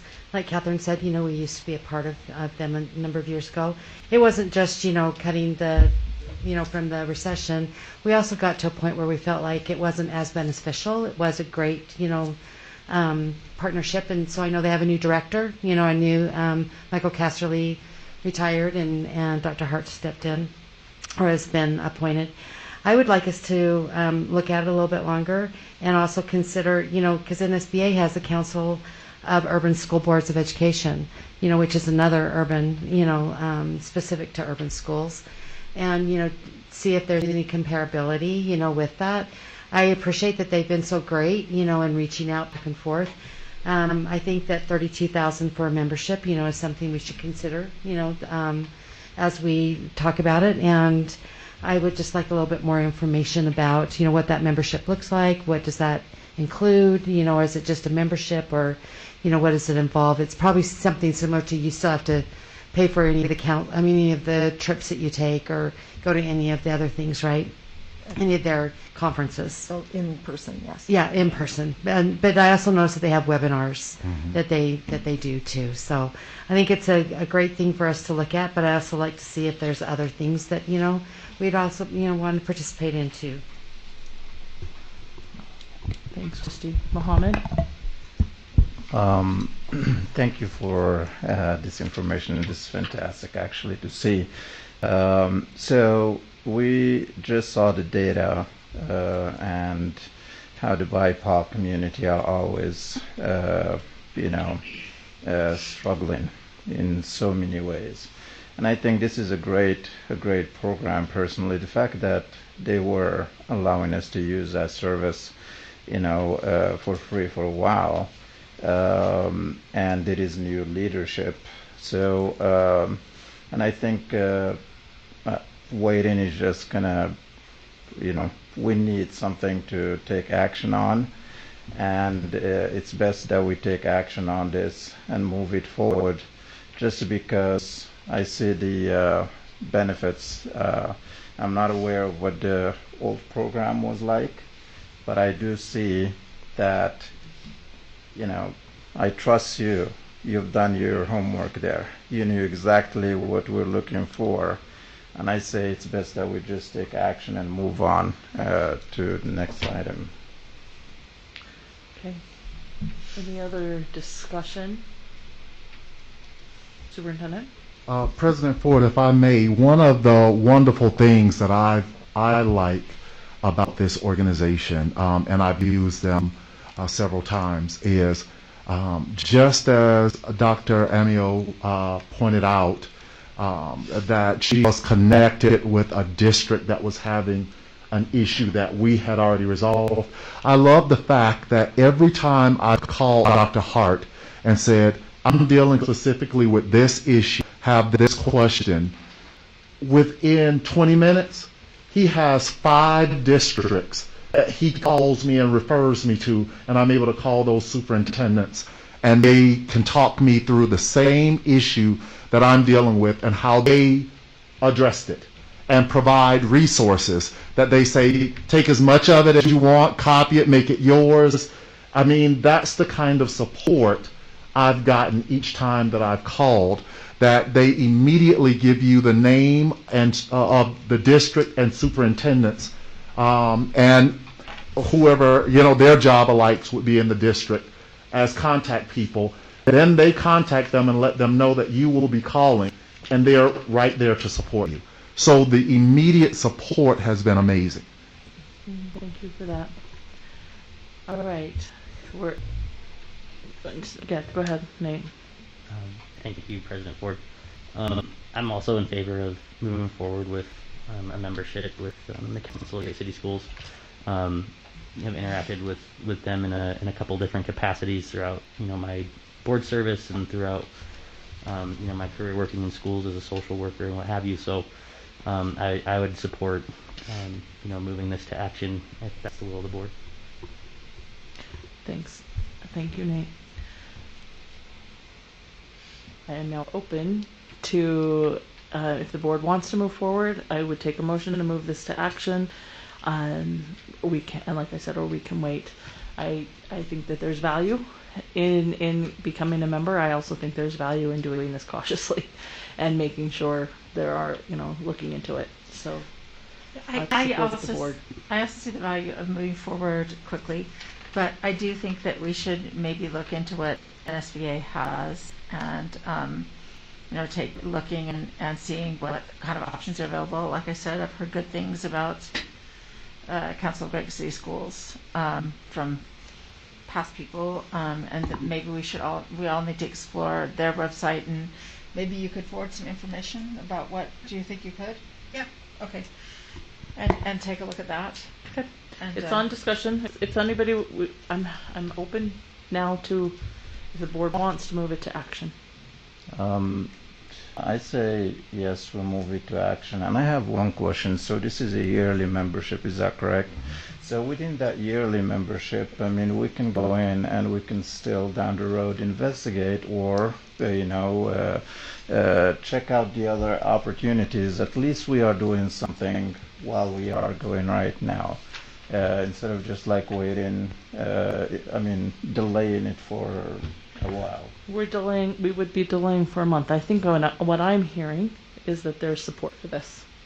It's just a matter of wanting to look into other things as well. So I'm not hearing a lack of support. What I'm hearing is an interest in more information. Again, it's up to the will of the board, and I am happy to follow the will of the board on this. And President Ford, even if you took action tonight on this, we would not be able to become official members until January, and we would go in at a prorated rate because of when their membership committee meets to approve that. So even with approval, and you and I signing a letter joining, we would not be able to officially join until January, when the committee reconvenes and approves us re-entering, and then they would prorate our membership. So does that mean that that's something we could defer then to a December meeting to approve and still be a part of? Right, that's why I wanted to provide that information, that our membership wouldn't be active until January anyway. With that information, board members, are we good to move this to December? Yeah. Okay, like I said, I'm open to what the board wants to do here. That's good. Okay, thank you, and thank you for this. This sounds like a really great opportunity. I would say, may I add one thing? I think this is a great letter. One thing I would say is that that our demographics they do reflect the district's demographics do reflect the capital city, except for in one important way, and that is in the split between white and Latinx peoples. That really doesn't reflect, there's a big change there, and so I think that's really important that we show that to the people in the Council of Great City Schools, or whenever we talk about that, because I think that we have it's actually a pretty significant difference. So, thank you, Board Member Kennedy. Thank you, Dr. Hall, Dr. Amio. Thank you. Thank you, Superintendent. Thank you. Moving to item number 2, tax exempt lease purchase, and I'm going to let Alan talk about this. As you recall, board members, we did study this at our last meeting. Yes, in the audience today we have Alex Buxton with Zion's Public Finance. He is our district's contracted financial advisor. I would like to invite him to come forward. Welcome to Alex. Thank you for joining us. And I'd raise the screen up, but then I'd have to warm up for the next one anyway. So yes, in our study session last time, we did kind of talk about what a tax-exempt lease purchase is, why would it be used. I've invited Alex here to kind of give his insight on what the process is for incurring or entering into tax-exempt lease purchase programs. If you want to expound with your expertise on what those are quickly, and then we would ultimately like to get direction from the board to move forward with the process. Again, we wouldn't move forward with a project or actual financing yet. That would come back to the board for final approval. It's just getting the ball rolling and starting the process. Thank you, Alan, and thanks for being here, Alex. Sure, thank you, and thanks for having me. Since it's been several years since I've actually sat here in front of your board, I just wanted to quickly kind of give you a little background. I work with a lot of school districts across the state, and I've always had a special place in my heart for Salt Lake City School District because I grew up in this area. I attended Indian Hills Elementary School, Hillside Junior High, and Highland High School, so it was fun to see the Highland High School girls tennis team earlier.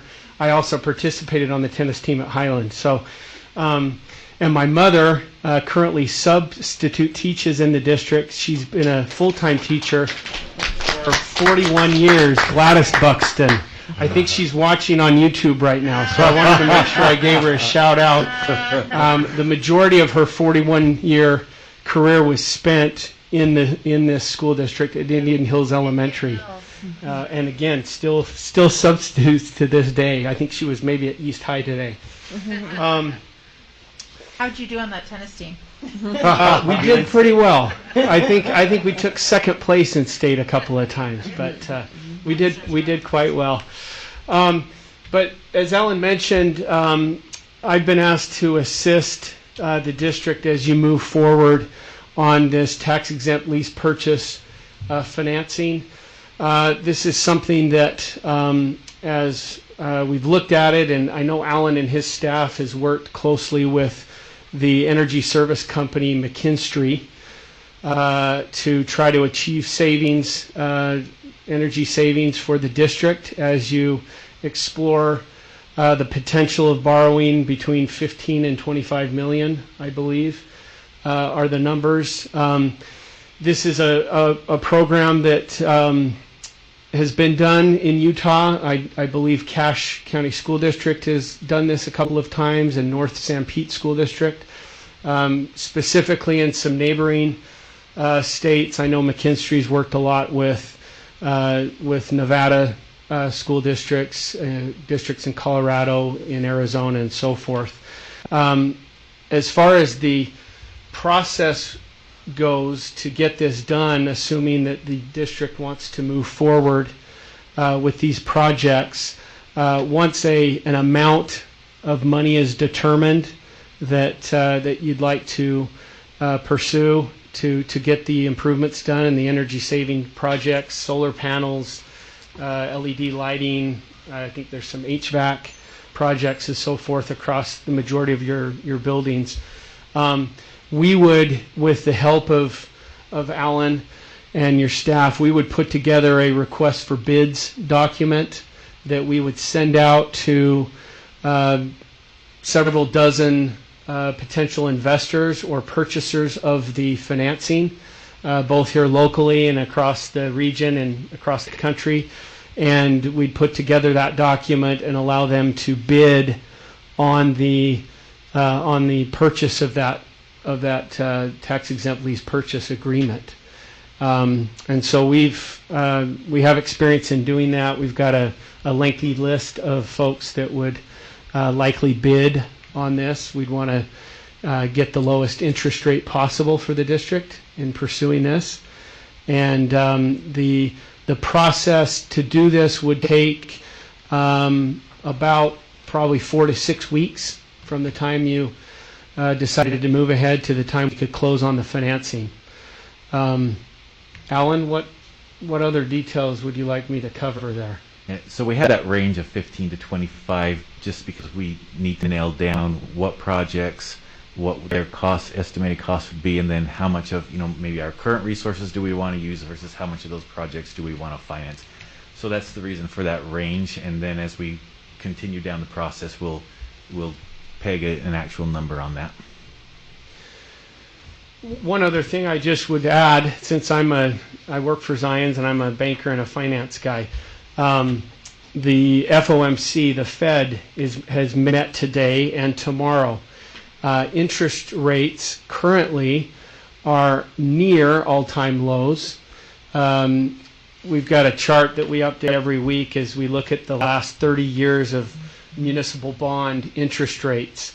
And the one I pulled up today shows that only 2.5% of the time over the last 33 years have interest rates been lower than they are right now. So we're in about the 97.5% all-time low range. We hope interest rates continue to stay low. Most economists feel like things will start going back up before they go back down. And we're already starting to see a trend upward in interest rates. I'm not an economist, but from what I have read and can tell, we'll see more as the Fed makes more announcements tomorrow after their second day of meetings. But it sounds as though by mid next year they'll finish out their tapering of purchasing treasury bonds and mortgage-backed securities and all the things that they're doing right now to stimulate the economy and to keep interest rates low as things are slowly getting back to normal. We hope the thought is that interest rates may start to and the Fed may start to make some actual increases to their rates by mid 2022. That's kind of what they're saying. Before it was maybe a year after that, but it looks like they may be doing that sooner than later. So, but still a good time if projects are needed. Again, if you need it, it's a good time to borrow money because interest rates are low. Thank you, Alex. Alan, do you have anything you want to add to that? Nope. Just if the board has any questions. Questions from board members?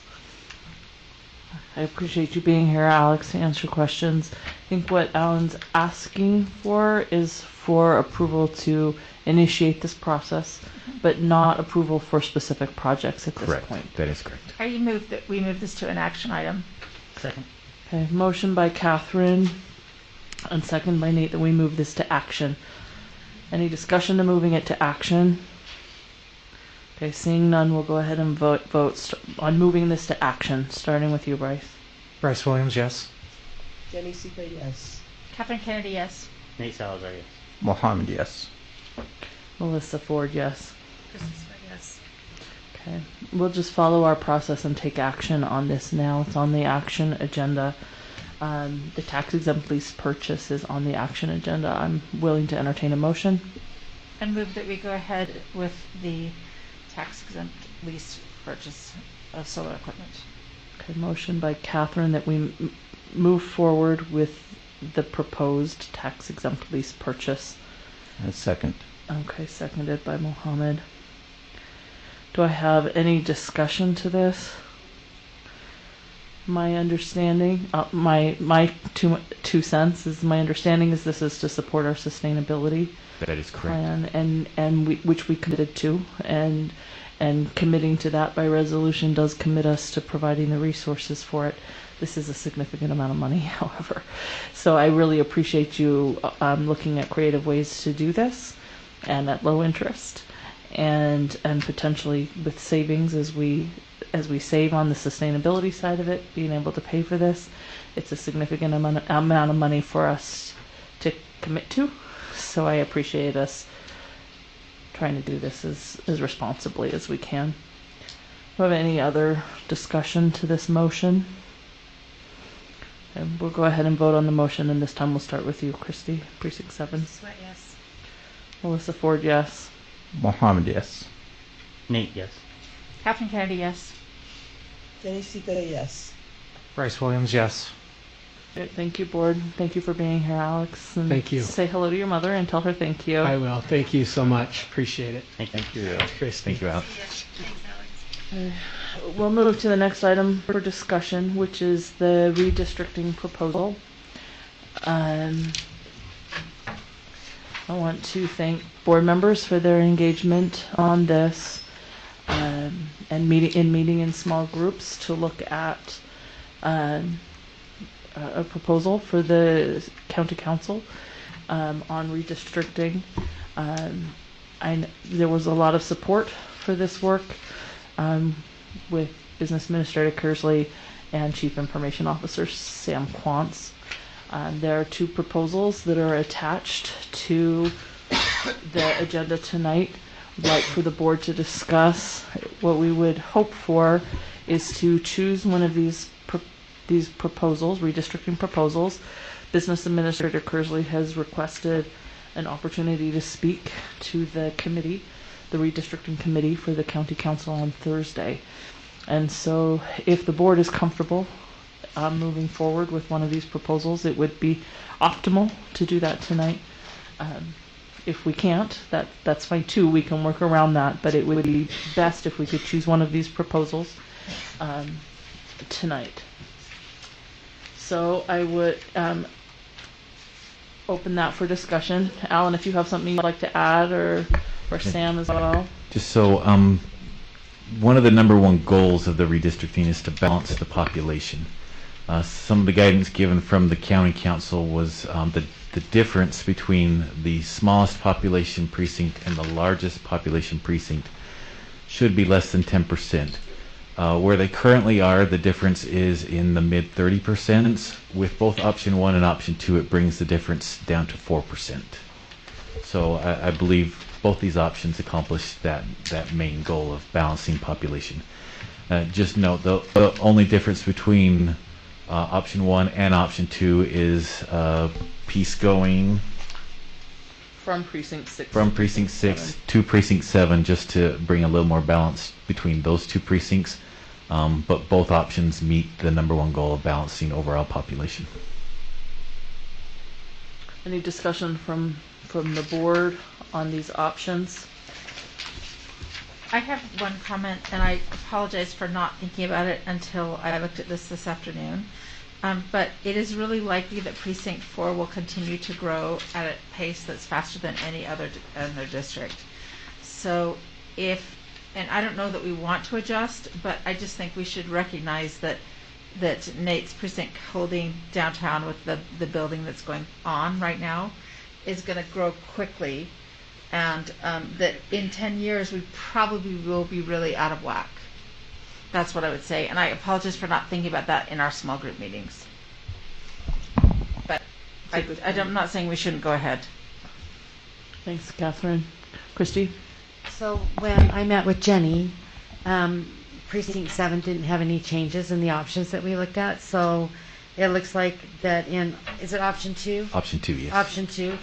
So is it the white square that you're moving in the middle of that? So next to the white square, you see a little red line, kind of a little shoe shape. Oh, you're talking about over yes. by Blaine Avenue?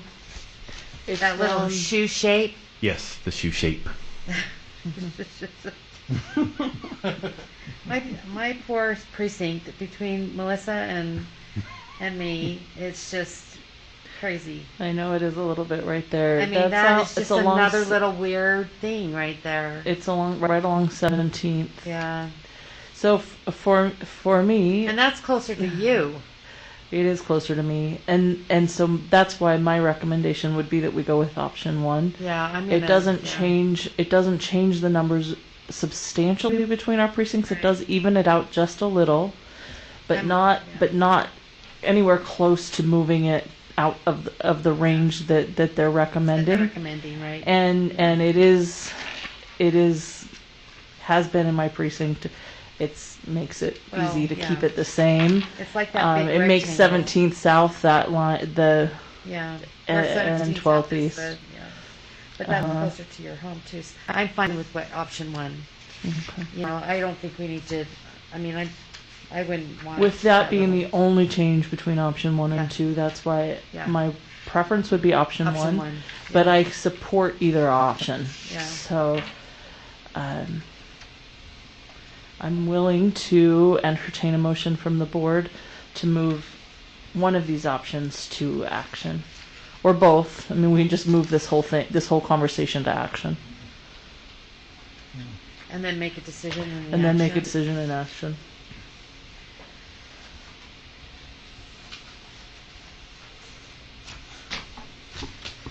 Or not.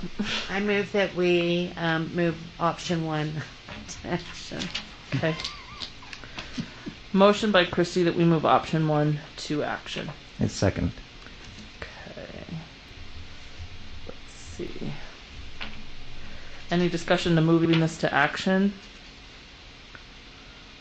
All right, seeing none, we'll vote, and we'll start with Catherine, precinct 3. Catherine Kennedy, yes. Nate Salazar, yes. Mohammed, yes. Melissa Ford, yes. Christy Sweat, yes. Bryce Williams, yes. Jenny Sika, yes. Okay, now let's go ahead and take action. The item up for action is the redistricting proposal. I'm willing to entertain. What's on action is option 1. I move that we accept option 1 in the redistricting plan, and that Business Administrator Alan Kearsley represent the board This coming Thursday. The motion is that we accept option 1 as our redistricting proposal, and that Business Administrator Kearsley represent the board on Thursday at the county committee meeting. Do I have a second for that? I second. Okay, Mohammed second. Any discussion to this motion? The only thing I will say, and I'll speak in favor of the motion, and then express gratitude to Alan and Sam for their support through this process, and to the board members for engaging in small groups. If there's no other discussion, we'll go ahead and vote and start with precinct 1. And just one thing, I have a nickname for this one. It's called Sam Mandarin. Sam Mandarin. That's right. When it's done well, it's called Sam Mandarin. Thank you, Sam. All right. Bryce, we'll start with you. Bryce Williams, yes. Jenny Sika, yes. Catherine Kennedy, yes. Nate, yes. Mohammed, yes. Melissa Ford, yes. Christy Sweat, yes. Okay. All right. Now, thank you, board members. The last item on our discussion agenda is the Utah House Bill 58 positive behavior plans. And for that, we have Emily Sutherland joining us. Thank you for being here with us through the whole evening.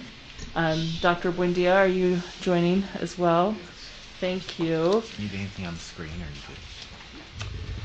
you Okay. I did not prepare a presentation because, in the spirit of discussion, I just wanted to have a discussion. So, you all are going to be asked to approve some positive behavior plans in the next soon. I don't know, maybe tonight, but soon. And I want to make sure you understand what they are before you dive into those documents. So in March of 2020, the Utah General Legislative Session approved House Bill 58, which requires each school to develop a positive behavior plan to address the causes of student use of tobacco, alcohol, electronic cigarette products, and other controlled substances. So this House Bill 58 requirement has been added to the policy S3, which is our student conduct and discipline policy. One thing to note is that back in March of 2020, as I'm sure you can imagine, this bill was signed and then schools all basically shut down, right? So there was not a lot of work done at the state level in terms of developing what these plans should look like. There were some stipends and program funds that were discussed in the House bill, and those funds weren't available last year. And so I was really flying by the seat of my pants in terms of developing what these plans should look like. I made sure that every school had a designated positive behavior specialist last year. The entire year I developed a template. I made sure I trained all the positive behavior specialists, and those plans, the plans are due in the fall and the reports are due in the spring. You all approved both of those. What I didn't realize until this year is that I was contacted by the state to share our templates with the rest of the state, the rest of the districts, because no other ones had been developed. So I want you all to know, I'm not trying to toot my own horn here, but toot your own horn. What you see is what I've shared with almost every district in the state has reached out to me to ask for my training.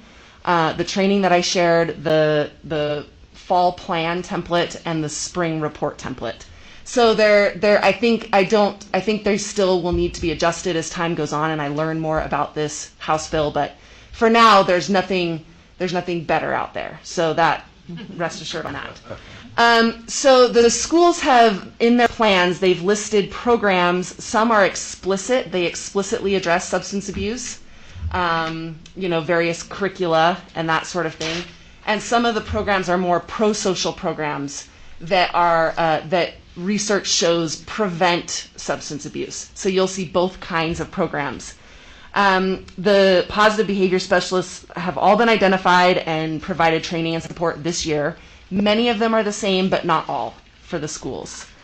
And they've all submitted their plans to me already, which I've put into a OneDrive folder and linked for all of you. So they should be accessible to the public and to you all, and when you click on the link, it'll go right to that school's plan. The schools are obligated to solicit input from stakeholders in their schools, so they've been asked to submit minutes or agendas from SIC and SCC. If you don't see those in the folders, it's because some of them had meetings in late October or November, and those should be coming. So just an FYI on that. A lot of the templates look similar because we developed a template and they all followed it. So hopefully they're easy to read, but you'll notice some repeat information between the schools. For example, a lot of schools do Red Ribbon Week, and that'll be in all those plans. Mm-hmm. So just know that you'll see some of that. So basically, again, they're in this folder, this OneDrive folder. They're linked on the memo that I submitted. And my understanding is that today was just a chance for me to explain what you would be seeing. And we, at some point, need the board to approve the plans. So I'm just not sure what the next steps are from there. Thank you, Emily, for being here. Reading this attachment and your letter, I read through all the plans and assumed that we might take action on them tonight. I don't know if every board member has had an opportunity to read through them, so I want to keep that open to what the board would like to do. Really, I want to leave that option open. The board could certainly move this to action tonight and approve these plans tonight if the board feels comfortable that they've had an opportunity to read them. I appreciate that these are public documents. Yes. And have really appreciated the conversations I've been in SCCs where they've been talked about. I think as I made note in each of the plans that I read and of all the programming and curriculum and everything that is being adopted or used in our schools for these plans, what mostly overwhelms me is the kinds of supports that our schools are really authentically engaging in to support our students. The landscape of the world our kids are in is difficult right now, and this support is is really impressive, and I appreciate the work that you've put in to be a leader in this. Sure. And so thank you for that.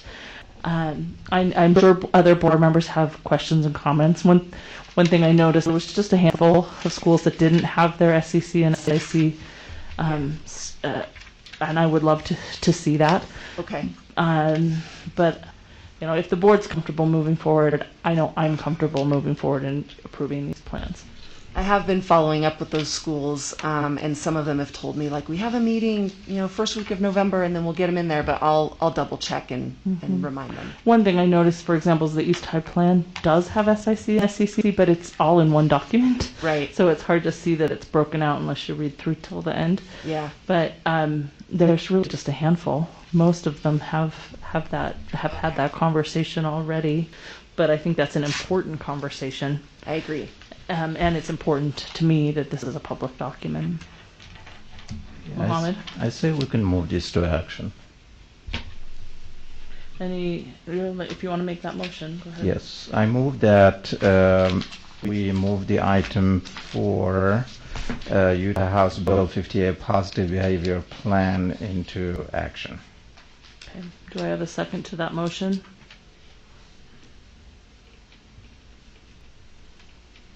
No? Okay, seeing none. Any other direction from the board?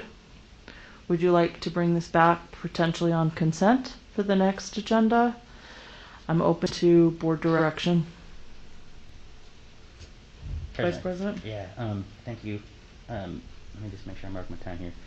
Yeah, I certainly happy and trust all of our administrators and our communities to put these plans together, but just you know, to me, it's the transparency piece of you know, having all of the schools collectively before we make that decision is kind of where I'm at, and why I didn't second the motion tonight, Mohammed. So I'm sorry about that, but I would be happy to see this either on a consent or back on discussion at a future board meeting in December with the complete list of plans available in the community. Christy? I would agree. I think that Emily, I love the chart that you put in there for us of one touch, you know, can go right to it. I think that because it's so new and we are in our SECs and we're hearing, it would be interesting for me to hear from you, what should we be looking for? You know, what are those things that, you know, should definitely be a part of them? What are the things that you feel like, you know, need more information, so that as a board member, you know, as we're sitting there in those meetings or even looking at them, that we're looking for those things. I don't quite know that yet. And so that would be helpful, you know, so maybe on a board discussion again, you know, just so that we could get a little bit of feedback from you, and maybe you could take us through a couple of them, which would be helpful to me. I don't know if that'd be helpful for other board members, but it would be helpful to me. Yeah, it would. Okay, so just to clarify, maybe like a walkthrough on a plan or two. A couple of them, maybe like an elementary and a high school or something like that, because they'd be really different. Yeah. And then also just to double check that all of the schools have their minutes and agendas. Yeah. All right. That'd be great. Okay. Thank you. Yeah. Yeah, I think I wrote down there's Something like 4, isn't it? 9 schools that need SECs. Okay. And I think just 3 that need SIC. Yeah. And so that would be great to have that. I'll I get think those. walking through the plan, walking us through the process of how those plans have been developed and then what's specifically in them, I think would be helpful. Okay. So then I should get on to another like a discussion. Okay. Sounds We'll like I'm take care of hearing. Okay. It sounds like I'm hearing from the board that they want it on a discussion. Okay. Bring it back and walk through, and then at that point could be moved to action. Perfect. So yeah, thank you for that. I think it would be helpful. You mentioned at the beginning that you were talking about pro-social programming and then specific, like anti-vaping and Right. And I think it might be helpful to kind of identify. As I read through, I mean, I think I wrote down a list of all of the different programs. There's like 40 different things that they're using, and I think that that's awesome. But it might be nice to kind of talk about them in terms of, is this a curriculum? Is this a program? Is this somebody that a school is bringing in to do something? Or is this something that the school's doing as an integrated part of their school programming, because all of those things are a part of these plans. You Right. can see that. You can see how that is. I mean, it's from everything from intramurals to Girls Who Code. I mean, there's tons of awesome things here, and I think it might be helpful for the board to kind of see how those are delineated, just to how they're and how they're used, because like it feels like some of them are very specific, and then some of them are very broad. Right. And I think that's great. And then specifically, I mean, I think we hear this in our high schools a lot, especially in the high school SCCs, things like vaping problems in bathrooms, for example. It would be great to see how specifically these programs are targeted for the things that are being reported. Okay. So, Okay, I'll a lot. Yeah, that's all right. It's like I said, it's a new system, and last year was unusual for the first year. So this, I feel like, is kind of the real first year of getting your feedback and knowing what would be helpful to you all in looking at these plans. Okay. So- And then, as you said to the board, just a reminder to the board that we will then approve the reports that come back from these plans in the spring, like May, right? Right. Like Yeah. April or So May. they'll submit a report that's like, what were the programs and how did they progress this year? Mhm. Awesome. Thank you Okay, so thank much you. for this work. Sure. Thank you. Thank you. All right. Thank you, board members. The next item on our agenda is the board member report. Do we have board members that would like to make a report?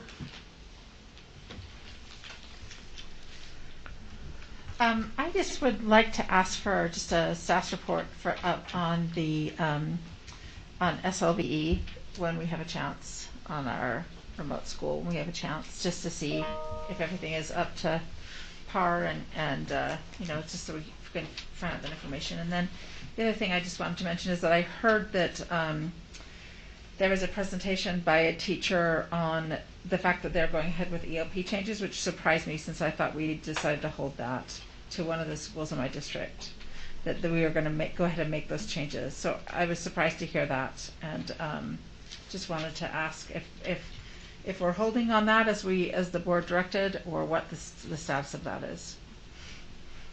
We haven't taken any action on ELP. I haven't approved anything, and nor has Dr. Hall.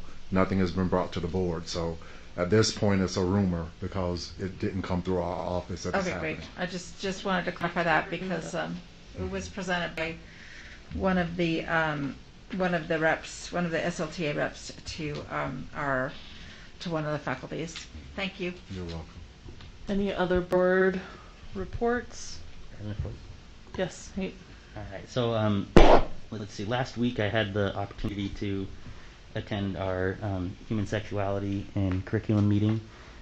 Just a shout out to Katie Aramia and Dr. Hall for your participation in that. We heard about some upcoming curriculums that the board will need to be approving probably in the summertime. So stay tuned for that. And then President Ford and the board, we are minus a secondary board member for that committee. And I'm hoping that that's something that we can discuss at a future meeting to fill the seat that we have there for another board representative to participate in that moving forward. Additionally, I attended the Benyon SCC. There's a lot of really good things coming out of Benyon. Some questions from parents, just relative to coaching, and some support gaps that I'll continue to talk with the superintendent about. But otherwise, things are going really well at Benyon, and they're really excited to be engaging in this school year so far. So that's all I have. Great. Any other? Bryce? Yeah, just very quickly, I had the opportunity to be welcomed by both Escalante and Newman for school visits and meetings with administrators there, just to get to know the community. So just wanted to thank them for that opportunity. And over the next couple of months, working to schedule some additional school visits to schools I've not had the chance to visit yet. Thank you, Bryce. Any other board member reports? I just had third one question. What time are our listening tours? What time are the listening tour meetings? They start at 6. They start at 6. Okay, thanks. Thank you, Catherine. Thank you, board members, for your reports and for your engagement. It was fun for me to take my grandchild to a Halloween parade this year. Very, very fun. So I enjoyed that. Our next meeting, board members, will be our board retreat. And so watch for the agenda for that. And if you've got feedback, more feedback on that, we're trying to accommodate as much as we can. I'm happy to hear that. I'm looking forward to the time together and working on some of our board goals and student achievement plan and upcoming agendas. So thank you for your engagement on that.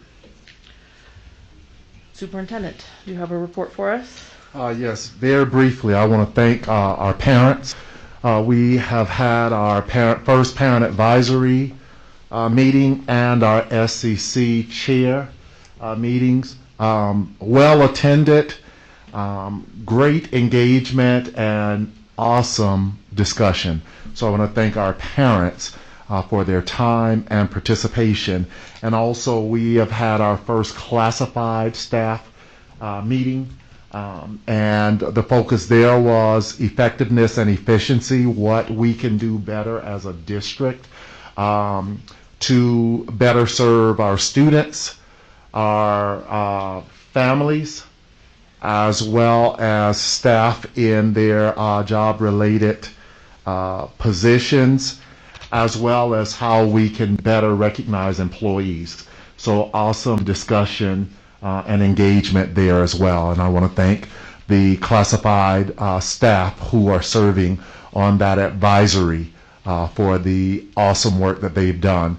We will be meeting with our teacher advisory and our student advisory as we amplify the voice of our teachers and our students. And I want to thank our teachers and students who have agreed to serve but have not had their first meeting yet. So thank you.